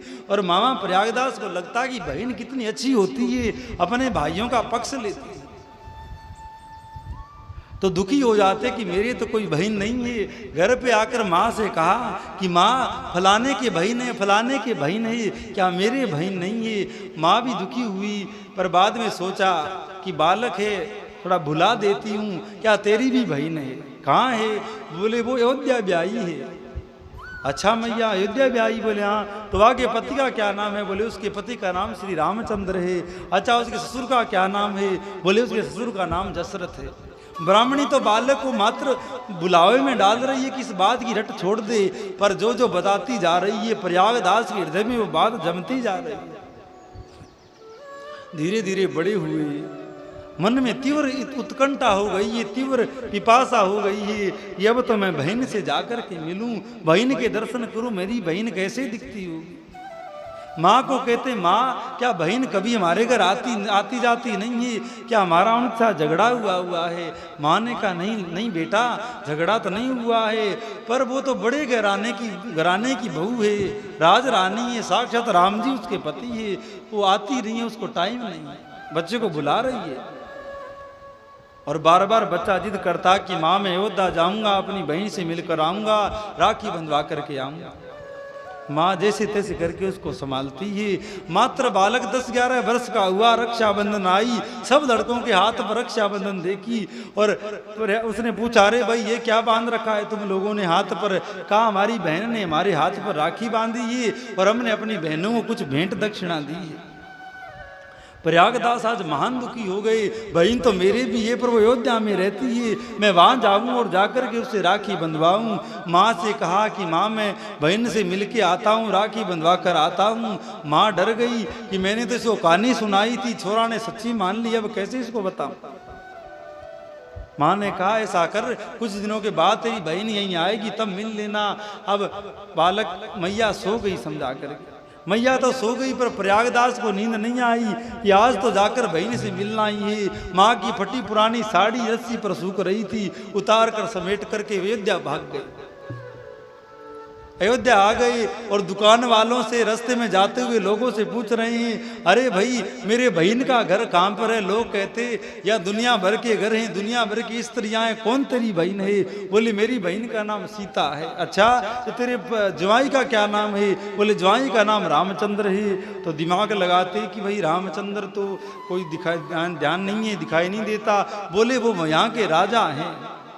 अब कई मजाक भी करते, देखो राम जी को अपना जवाई बता रहा है, सीता को बहन बता रहा है। कई लोगों ने कहा बालक है मत इसको ऐसे कहो। किसी ने कहा कि मंदिर अवश्य है, सीता राम जी का मंदिर अवश्य है, राम जी बैठे हैं, सीता जी बैठी है। तो प्रयागदास वो साड़ी लेकर मंदिर में पहुंचा, कहा पुजारियों से कहा कि मेरी बहन सीता यहाँ पर रहती है, मेरे जीजा रामचंद्र जी है, उनके पिता का नाम दशरथ जी है, क्या आपने देखा है? पुजारी हंस पड़े, बोले भाई मूर्ति को इशारा करके कहा कि यहाँ तो ये बैठे हैं राम जी, ये बैठी सीता जी, बाकी और कोई सीता और राम हम नहीं जानते जो तेरी बहन और बहनों ही है। बालक दिन भर गांव में घूमा है, पर उसका पता को ऐसे थोड़ी मिलता है कि भाई कोई गांव को घर मिल जाए कि ये राम जी का घर है, सीता जी यहाँ रहती है, ऐसा नहीं है। बालक दिन भर घूमा, उसको नहीं कुछ मिला है, भूख प्यास से व्याकुल है, पर भूख की भी परवाह नहीं है, बस लगन है बहन से मिलना है, बहन से मिलना है। रात्रि के 10 बजे हैं, बालक थका था, एक पेड़ के नीचे पड़ गया, नींद आ गई। तो क्या देखता है, एक सफेद रंग का हाथी रात्रि में आ रहा है, बड़ा उस हाथी का प्रकाश है, हाथी के ऊपर पालकी पड़ी हुई है और पालकी के अंदर कोई बैठा है, कुछ सैनिक आगे चल रहे हैं, कुछ पीछे चल रहे हैं। इसी कलयुग की घटना है। बालक ने देखा हाथी आ रहा है, मन में सोचा कोई राजा जा रहा होगा, कोई राजा की सवारी जा रही होगी। इन राजा लोगों का अता पता नहीं होता है, कोई हाथी ऊपर ही चढ़ा दे। तो बालक उठ करके जो पेड़ था उसके पास में पत्थर थे उसके ऊपर खड़ा हो गया। हाथी उसी की ओर मुड़ा है, हाथी बैठ गया है, सीढ़ी लग गई है और उस हाथी के ऊपर पालकी से एक बहुत सुंदर स्त्री और एक पुरुष उतरे। बड़े सुंदर उनके वेश हैं, बड़ा सुंदर उनका स्वरूप है। ऐसा वेश की संसार के स्त्री पुरुष का नहीं हुआ करता। कोई स्त्री उतर करके बालक के पास में आई और कहा कि भैया मैं तुम्हारी बहन हूं सीता। जैसे ही बालक ने देखा गदगद हो गया, रो पड़ा, अरे बहन मैं तो दिन भर तेरे को खोजा तो मिली नहीं। सीता ने कहा अरे तुमने ध्यान से खोजा नहीं, मैं तो तेरे को कब की मिल जाती, मैं तो तेरे को कब की मिल जाती। पर चलो ये लो राखी का मुहूर्त जा रहा है, राखी बंधवाओ। तो माता सीता जी ने प्रकट होकर के उनको राखी बांधी और कहा कि माँ ने मेरे लिए कुछ भेजा होगा। जब प्रयागदास ने बहन के आभूषणों को, बहन के वस्त्रों को देखा तो संकोच में पड़ गया कि कहाँ तो ये फटी पुरानी साड़ी और कहाँ मेरी बहन की सुंदर वेशभूषा, ये मैं साड़ी दूंगा तो ठीक बात नहीं है। तो वो दे नहीं रहा है। सीता जी ने हाथ से पकड़ कर करके छीन ली। अरे मेरी मैया ने भेजी है। माथे लगा करके सीता ने ग्रहण करी और वापिस राम जी के का भी दर्शन प्रयागदास को हुआ है और वापिस जाकर पालकी में चढ़ गए हैं, हाथी चला गया। भगवान वहां प्रकट हुए थे। प्रयागदास के भाव को देख करके, उसके मन की उस व्याकुलता को देख करके साक्षात सीता ने आकर के राखी बांधी है। बालक सीता जी के दर्शन करके, राम जी के दर्शन करके बेहोश होकर बेसुध होकर के पड़ा हुआ है। मुख में झाग आ रखे हैं, शरीर में आठों जो प्रेम के लक्षण वो प्रकट हो गए हैं। किसी महात्मा ने देखा और देखते ही जान गया इस बालक पर अवश्य कृपा हुई है, इसको भगवान के दर्शन हुए हैं। बालक को अपने आश्रम में ले गए। बालक को होश आया है। सुबह समय दो स्त्रियां भोजन लेकर के आई है, भोजन ढका हुआ है। कहा है कि हमारे यहाँ भंडारा था तो उसका ये प्रसाद है, आप प्रयागदास को प्रसाद दीजिएगा। महात्मा ने भी सोचा कोई होगा भंडारा कहीं पर दे गया होगा, पर जैसे ही वो पत्तल ऊपर से हटाई गई तो देखा बहुत 56 प्रकार के मिष्ठान है और जिन बर्तनों में डाला हुआ है वो सब बर्तन सोने के। ऐसे बर्तन धरती के नहीं हो सकते। महात्मा जान गए कि अवश्य में कोई दिव्य लोक से ये प्रसाद आया है। तो प्रयागदास ने भी प्रसाद पाया है और महात्मा ने भी प्रसाद लिया है। महात्मा ने वो थाल सोना की प्रयागदास को देना चाहा। प्रयागदास ने कहा कि हम बहन को देते हैं, बहन का कुछ सामग्री लेते नहीं है, इसीलिए आप रख लीजिए। महात्मा भी ज्ञानी थे, इन्होंने भी नहीं रखा और कुआं में फेंक दी। प्रयागदास अब एक बार अपने गांव गए, कुछ दिन गांव में रहे। उनकी माता भगवान के धाम गई तो बाद में और कुछ कोई था नहीं, तो अयोध्या में आकर रहने लग गए और धीरे धीरे लोगों में बड़ी प्रसिद्धि उनकी हो गई। सब उनको मामा जी कहते। अरे ये तो सीता जी के सच्चे सिद्ध भाई हैं, तो सब उनको मामा जी के नाम से जानते, मामा प्रयागदास। तो एक दिन वो इस तरह कथा सुन रहे थे। कथा में प्रसंग आया कि राम जी को वनवास हो गया। अब ये चर्चा का विषय नहीं है, पर थोड़ा संकेत कर दें। राम जी की लीला, श्री ठाकुर जी की लीला, भगवान शिव की लीला पूर्ण रस भरी हुई होती है, पूर्ण आनंद भरी हुई होती है। बहुत से भगत हैं जो मात्र शिव के ब्याह की लीला का स्मरण करते हैं और उसी का वाचन करते हैं। अयोध्या के बहुत सारे सिद्ध पुरुष हैं जो मात्र भगवान राम के ब्याह के पद गाया करते हैं और कोई लीला वो जानते ही नहीं है। लोग कहते हैं आप आगे की बात कहिए, बोले आगे की बात से हमको लेना देना नहीं है। राम जी हमारे हैं और मिथिला ब्याह हैं, उनका ब्याह जानकी जी के संग हुआ है, बस हमारा तो इतने में ही आनंद है। जीवन भर वो इसी में बिताते हैं, यही उनकी साधना है, यही उनकी भक्ति है और इसी से उनको सब कुछ प्राप्त भी हो जाता है। तो प्रयागदास नित्य अपने बहन के ध्यान में, बहनोई के ध्यान में डूबे रहते। कथा सुन रहे हैं। कथा में आया कि दशरथ ने कैकेयी के कहने पर राम जी को वनवास दिया है। वनवास तो राम जी को हुआ है, पर सीता जी को मना करने पर भी सीता जी राम जी के साथ वनवास गई है, लक्ष्मण भी वनवास में गया है। अब प्रयागदास ने सुना तो चिल्लाया, बड़बड़ाने लगा कथा के बीच में, अरे कैसी दुनिया हो गई है, कैसा समय आ गया है, भाई से तो कोई पूछा ही नहीं, पीर वालों से तो पूछा ही नहीं, और मेरी बहन को वनवास में ले गए।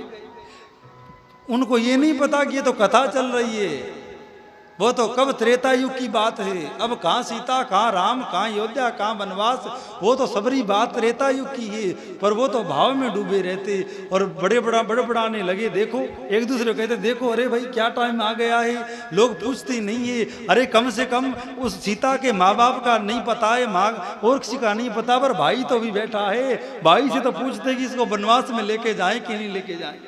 फिर पंडित जी ने भी बताया कि नंगे पैर गए हैं तो और दुखी हो गए। अरे देखो मेरी फूल जैसी बहन, सुंदर सुंदर आसनों पर बैठने वाली, सुंदर सैया पर शयन करने वाली को नंगे पैर दशरथ ने भेज दिया। मैं जाकर के लड़ाई करूंगा दशरथ से, दशरथ को पूछूंगा किसको पूछकर मेरी बहन को वनवास भेजा। हमने तुम्हारा राजघराना देख करके, सब अच्छी व्यवस्था देख कर बेटी ब्याही थी, ये तुमने क्या किया। लोग सोचे कि ये तो पागल है, कैसी ऐसी बेकार की बातें कर रहा है, त्रेता युग की बात है, ये तो कथा थी। पर उनका भाव सच्चा था। तो पंडित जी बता रहे थे कथा में कि राम जी, सीता जी, लक्ष्मण वनवास में गए हैं और आगे जाकर के वो पेड़ों के नीचे विश्राम करते हैं। घास फूस की प्रणावली डाल करके राम, सीता, लक्ष्मण उन पर विश्राम करते हैं। तो प्रयागदास का मानो कलेजा फट गया हो, अरे मेरी बहन क्या घास फूस पर विश्राम करती है। अब मामा प्रयागदास ने आज तक भीख नहीं मांगी थी। भगवान की इच्छा से 4 दिन से 2 दिन से जो कुछ मिल गया वो खा लेते और राम राम करते। पर प्रयागदास ने भीख मांगना शुरू किया, अरे भैया 2 रुपया दे दो, अरे भैया कोई 54-58 कुछ मेरे को दे दो। पर लोग बड़ी श्रद्धा रखते, लोग देते। प्रयागदास ने पैसे इकट्ठे किए हैं और पहले तो एक पलंग बनवाया अपनी बहन के लिए। फिर सोचा कि बहन अकेली विश्राम थोड़ी करेगी, राम जी क्या नीचे थोड़ी सोएंगे, तो दूसरा पलंग राम जी के लिए बनवाया। फिर सोचा लक्ष्मण जी रह गए, वो भी तो मेरे रिश्तेदार हैं, वो के उनको थोड़ी पीछे छोड़ूं। तो 3 बड़े सुंदर तख्त बनवाए प्रयागदास। और फिर सुना था कि नंगे पैर गए हैं तो 3 जोड़ी जूता और तीनों तख्तों पर 3 गद्दे और तीनों पे एक तकिया। महात्मा कैसा, बस गलियों में घूमने वाला, मांगने खाने वाला, पर भाव भक्ति ऐसी कि बड़े बड़े महात्मा, बड़े बड़े सिद्ध, बड़े बड़े जो आश्रमधारी हैं उनके अंदर भी ऐसा भाव नहीं आ पाता।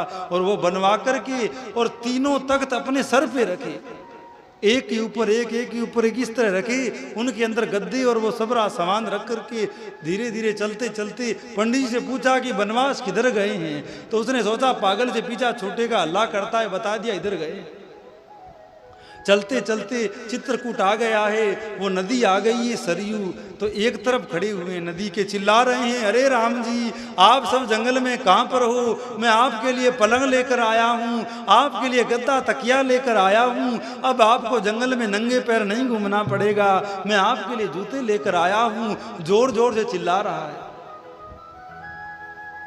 3-4 दिन बीत गए, भूख प्यास से व्याकुल प्रयागदास उधर चिल्लाता हुआ घूम रहा है। अरे लगता है तुम मेरी आवाज सुन तो रहे हो पर बाहर नहीं आ रहे हो, मेरे सामने नहीं आ रहे हो। तुमको लगता है मेरी बहन को मैं लगा बुझा दूंगा, वो सिका पड़ा दूंगा।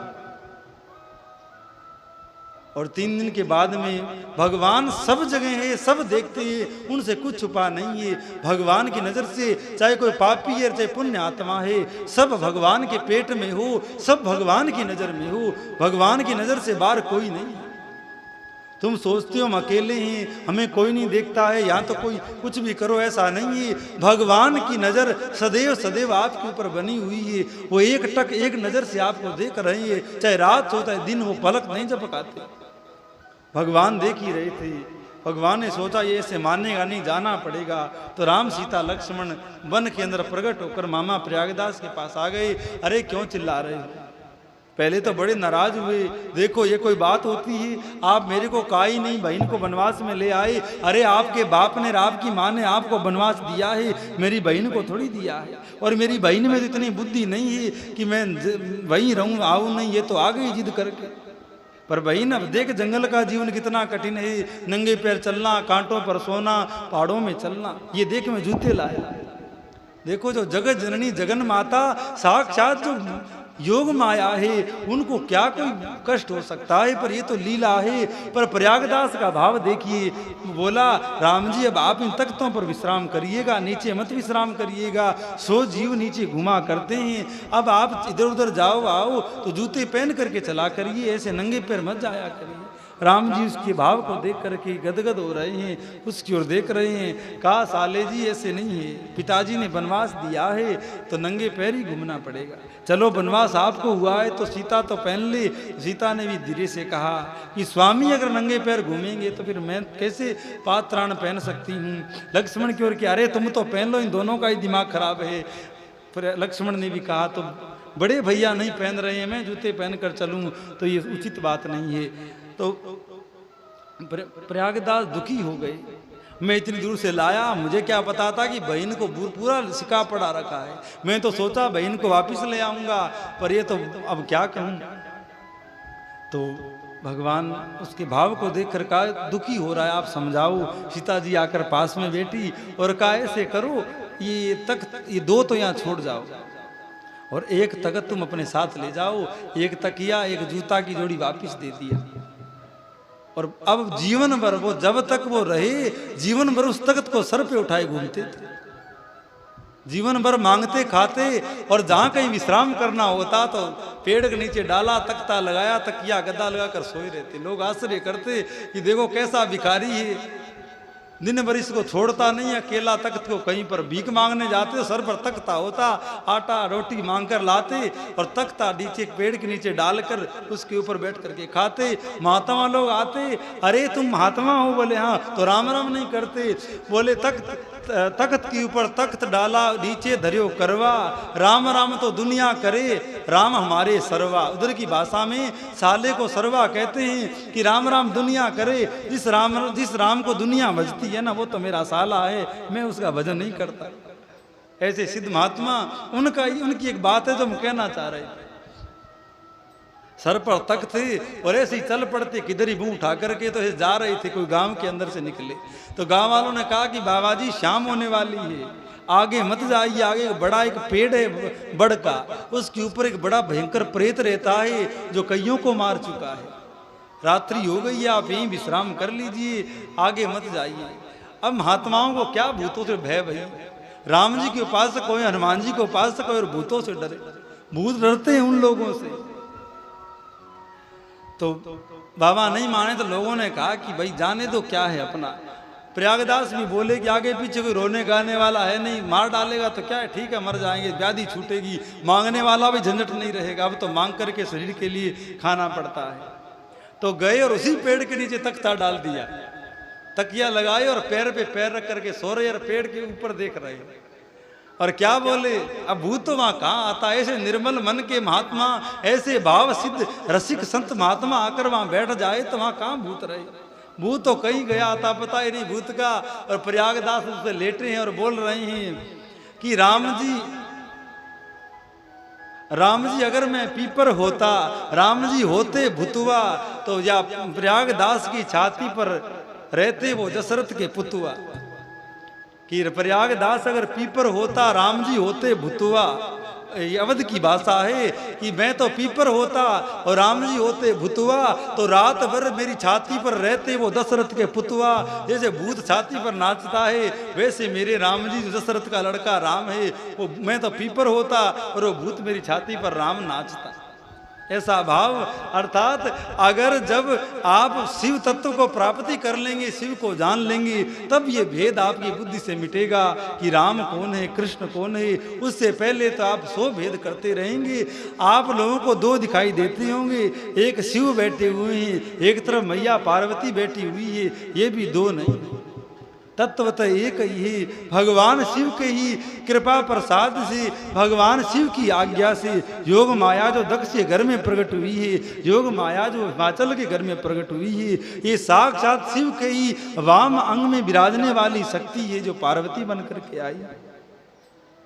तो इतना बड़ा प्रसंग कहने का यही भाव है कि शुरुआत में भी हमने आपसे कहा था, आज फिर कहते हैं कि एको ब्रह्म द्वितीयो नास्ति। अरे ब्रह्म 2 हुआ नहीं करते हैं। रामकृष्ण की बात छोड़ दो, पूरा संसार ही शिव तत्व से भरा हुआ है। आप चाहो वहां से शिव की प्राप्ति कर सकते हो। और जिस किसी को भी जो भी प्राप्ति हुआ करती है वो शिव की ही प्राप्ति हुआ करती है, अन्य किसी की प्राप्ति नहीं होती है। कोई राम जी का भगत है, उसने राम राम किया, उसको राम मिले तो राम नहीं मिले, असल में तत्व तो शिव ही है, उसको शिव ही मिले। बड़ी रहस्य की बात है। प्राप्ति जो होती है वो, अब मान लो आप कोई काम करो, प्राप्ति आपको सुख की हो रही है तो सुख है ये, चाहे वो भोजन खा करके मिला हो, चाहे नींद लेकर के मिला हो, यात्रा कर कर मिला हो, कथा सुन करके मिला हो, सुख तो सुख है ये। उसी प्रकार आप चाहे शिव की भक्ति करी हो, चाहे राम कृष्ण किसकी भक्ति करी हो, प्राप्त होगा वो पूर्ण शिव तत्व ही प्राप्त होगा। क्योंकि शिव का नाम ही कल्याण है, शिव का नाम ही आनंद है, शिव का नाम ही सुख है, दूसरा तुमको मिल नहीं सकता है। और जब तक तुम्हारी बुद्धि निर्मल नहीं होगी तब तक शिव राम कृष्ण में इनमें ही भेद बना रहेगा। जिस प्रकार मामा प्रयागदास और श्री नामदेव जी भूत में भी उनके दर्शन करते हैं, वो बात बहुत दूर है।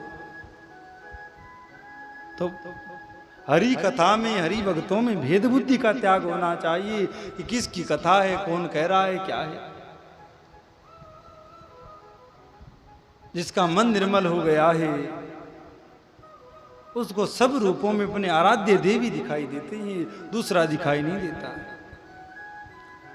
और जिसको कुछ ज्ञान नहीं है, कुछ निर्मलता नहीं है, उसको अपने आराध्य में भी दोष दिख जाते हैं, कोई न कोई त्रुटि दिख जाती है।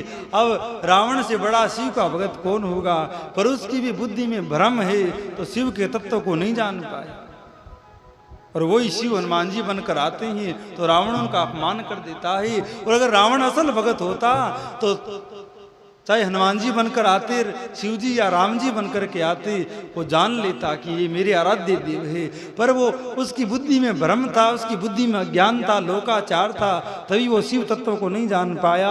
और साक्षात शिव ही हनुमान जी के रूप में लंका में गए, पर वो अपमान कर बैठा, सम्मान नहीं कर पाया, उनकी सेवा नहीं कर पाया, क्योंकि उसकी बुद्धि में भेद था, उसकी बुद्धि में अनेकानेक पापाचार थे। उसी कारण हम आप भी राम कृष्ण शिव में भेद कर पाते हैं। ये शिव की कथा, ये राम की कथा ठीक है, एक लोकचार है। कथा काय की हो रही है, बोले शिव पुराण की हो रही है। कथा काय की हो रही है, बोले भागवत या रामायण हो रही है। पर जहाँ तत्व की बात आती है वहाँ कोई दूसरा नहीं है, वहाँ कोई तीसरा नहीं है, वहाँ एक ही है। और असल सार कथा का यही हुआ करता है कि मनुष्य की भेद बुद्धि मिट जाए। मनुष्य की बुद्धि में जो जन्मों जन्मों से जो जीव ब्रह्म का भेद लगा हुआ है, आत्मा परमात्मा का जो भेद लगा हुआ है, वो भेद मिट जाए। योगी जब उस परम सीमा को प्राप्त करते हैं तो अच्छे बुरे का, सोने और पत्थर में, मिट्टी और धन में सब भेद मिट जाते हैं। ये भी एक अवस्था हुआ करती है। तो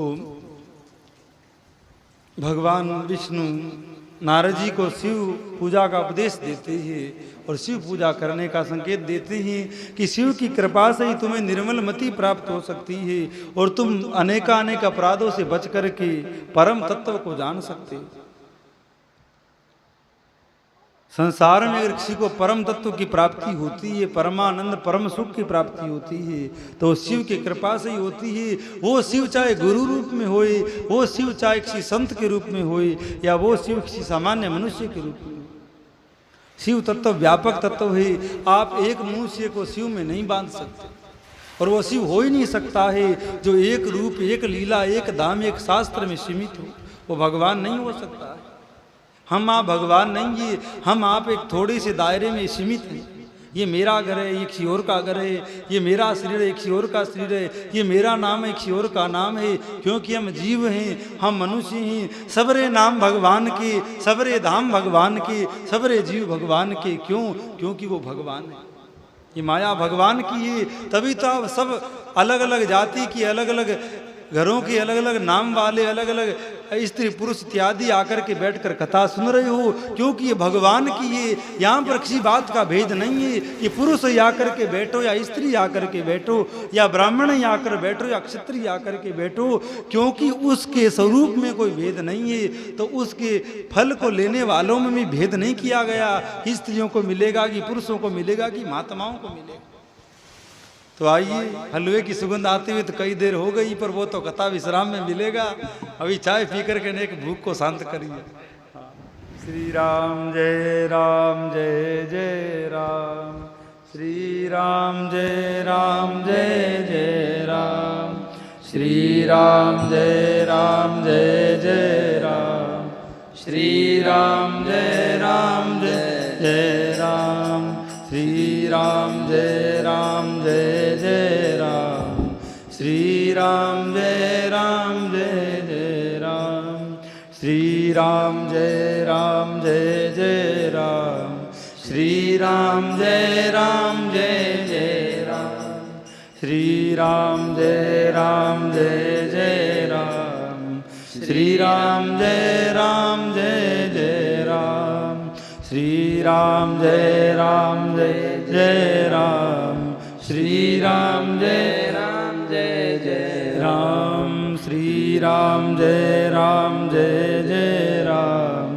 श्री राम जय राम जय जय राम, गौरी शंकर सीताराम, गौरी शंकर सीताराम, परम कृपालु सीताराम, परम दयालु सीताराम, परम कृपालु सीताराम, परम दयालु सीताराम, गौरी शंकर सीताराम, भवानी शंकर सीताराम, भजमन प्यारे सीताराम, भजमन प्यारे सीताराम, भजमन प्यारे सीताराम।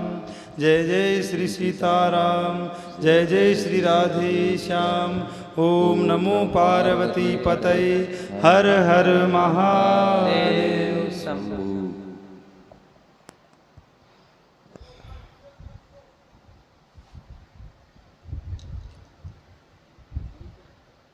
दादाजी जी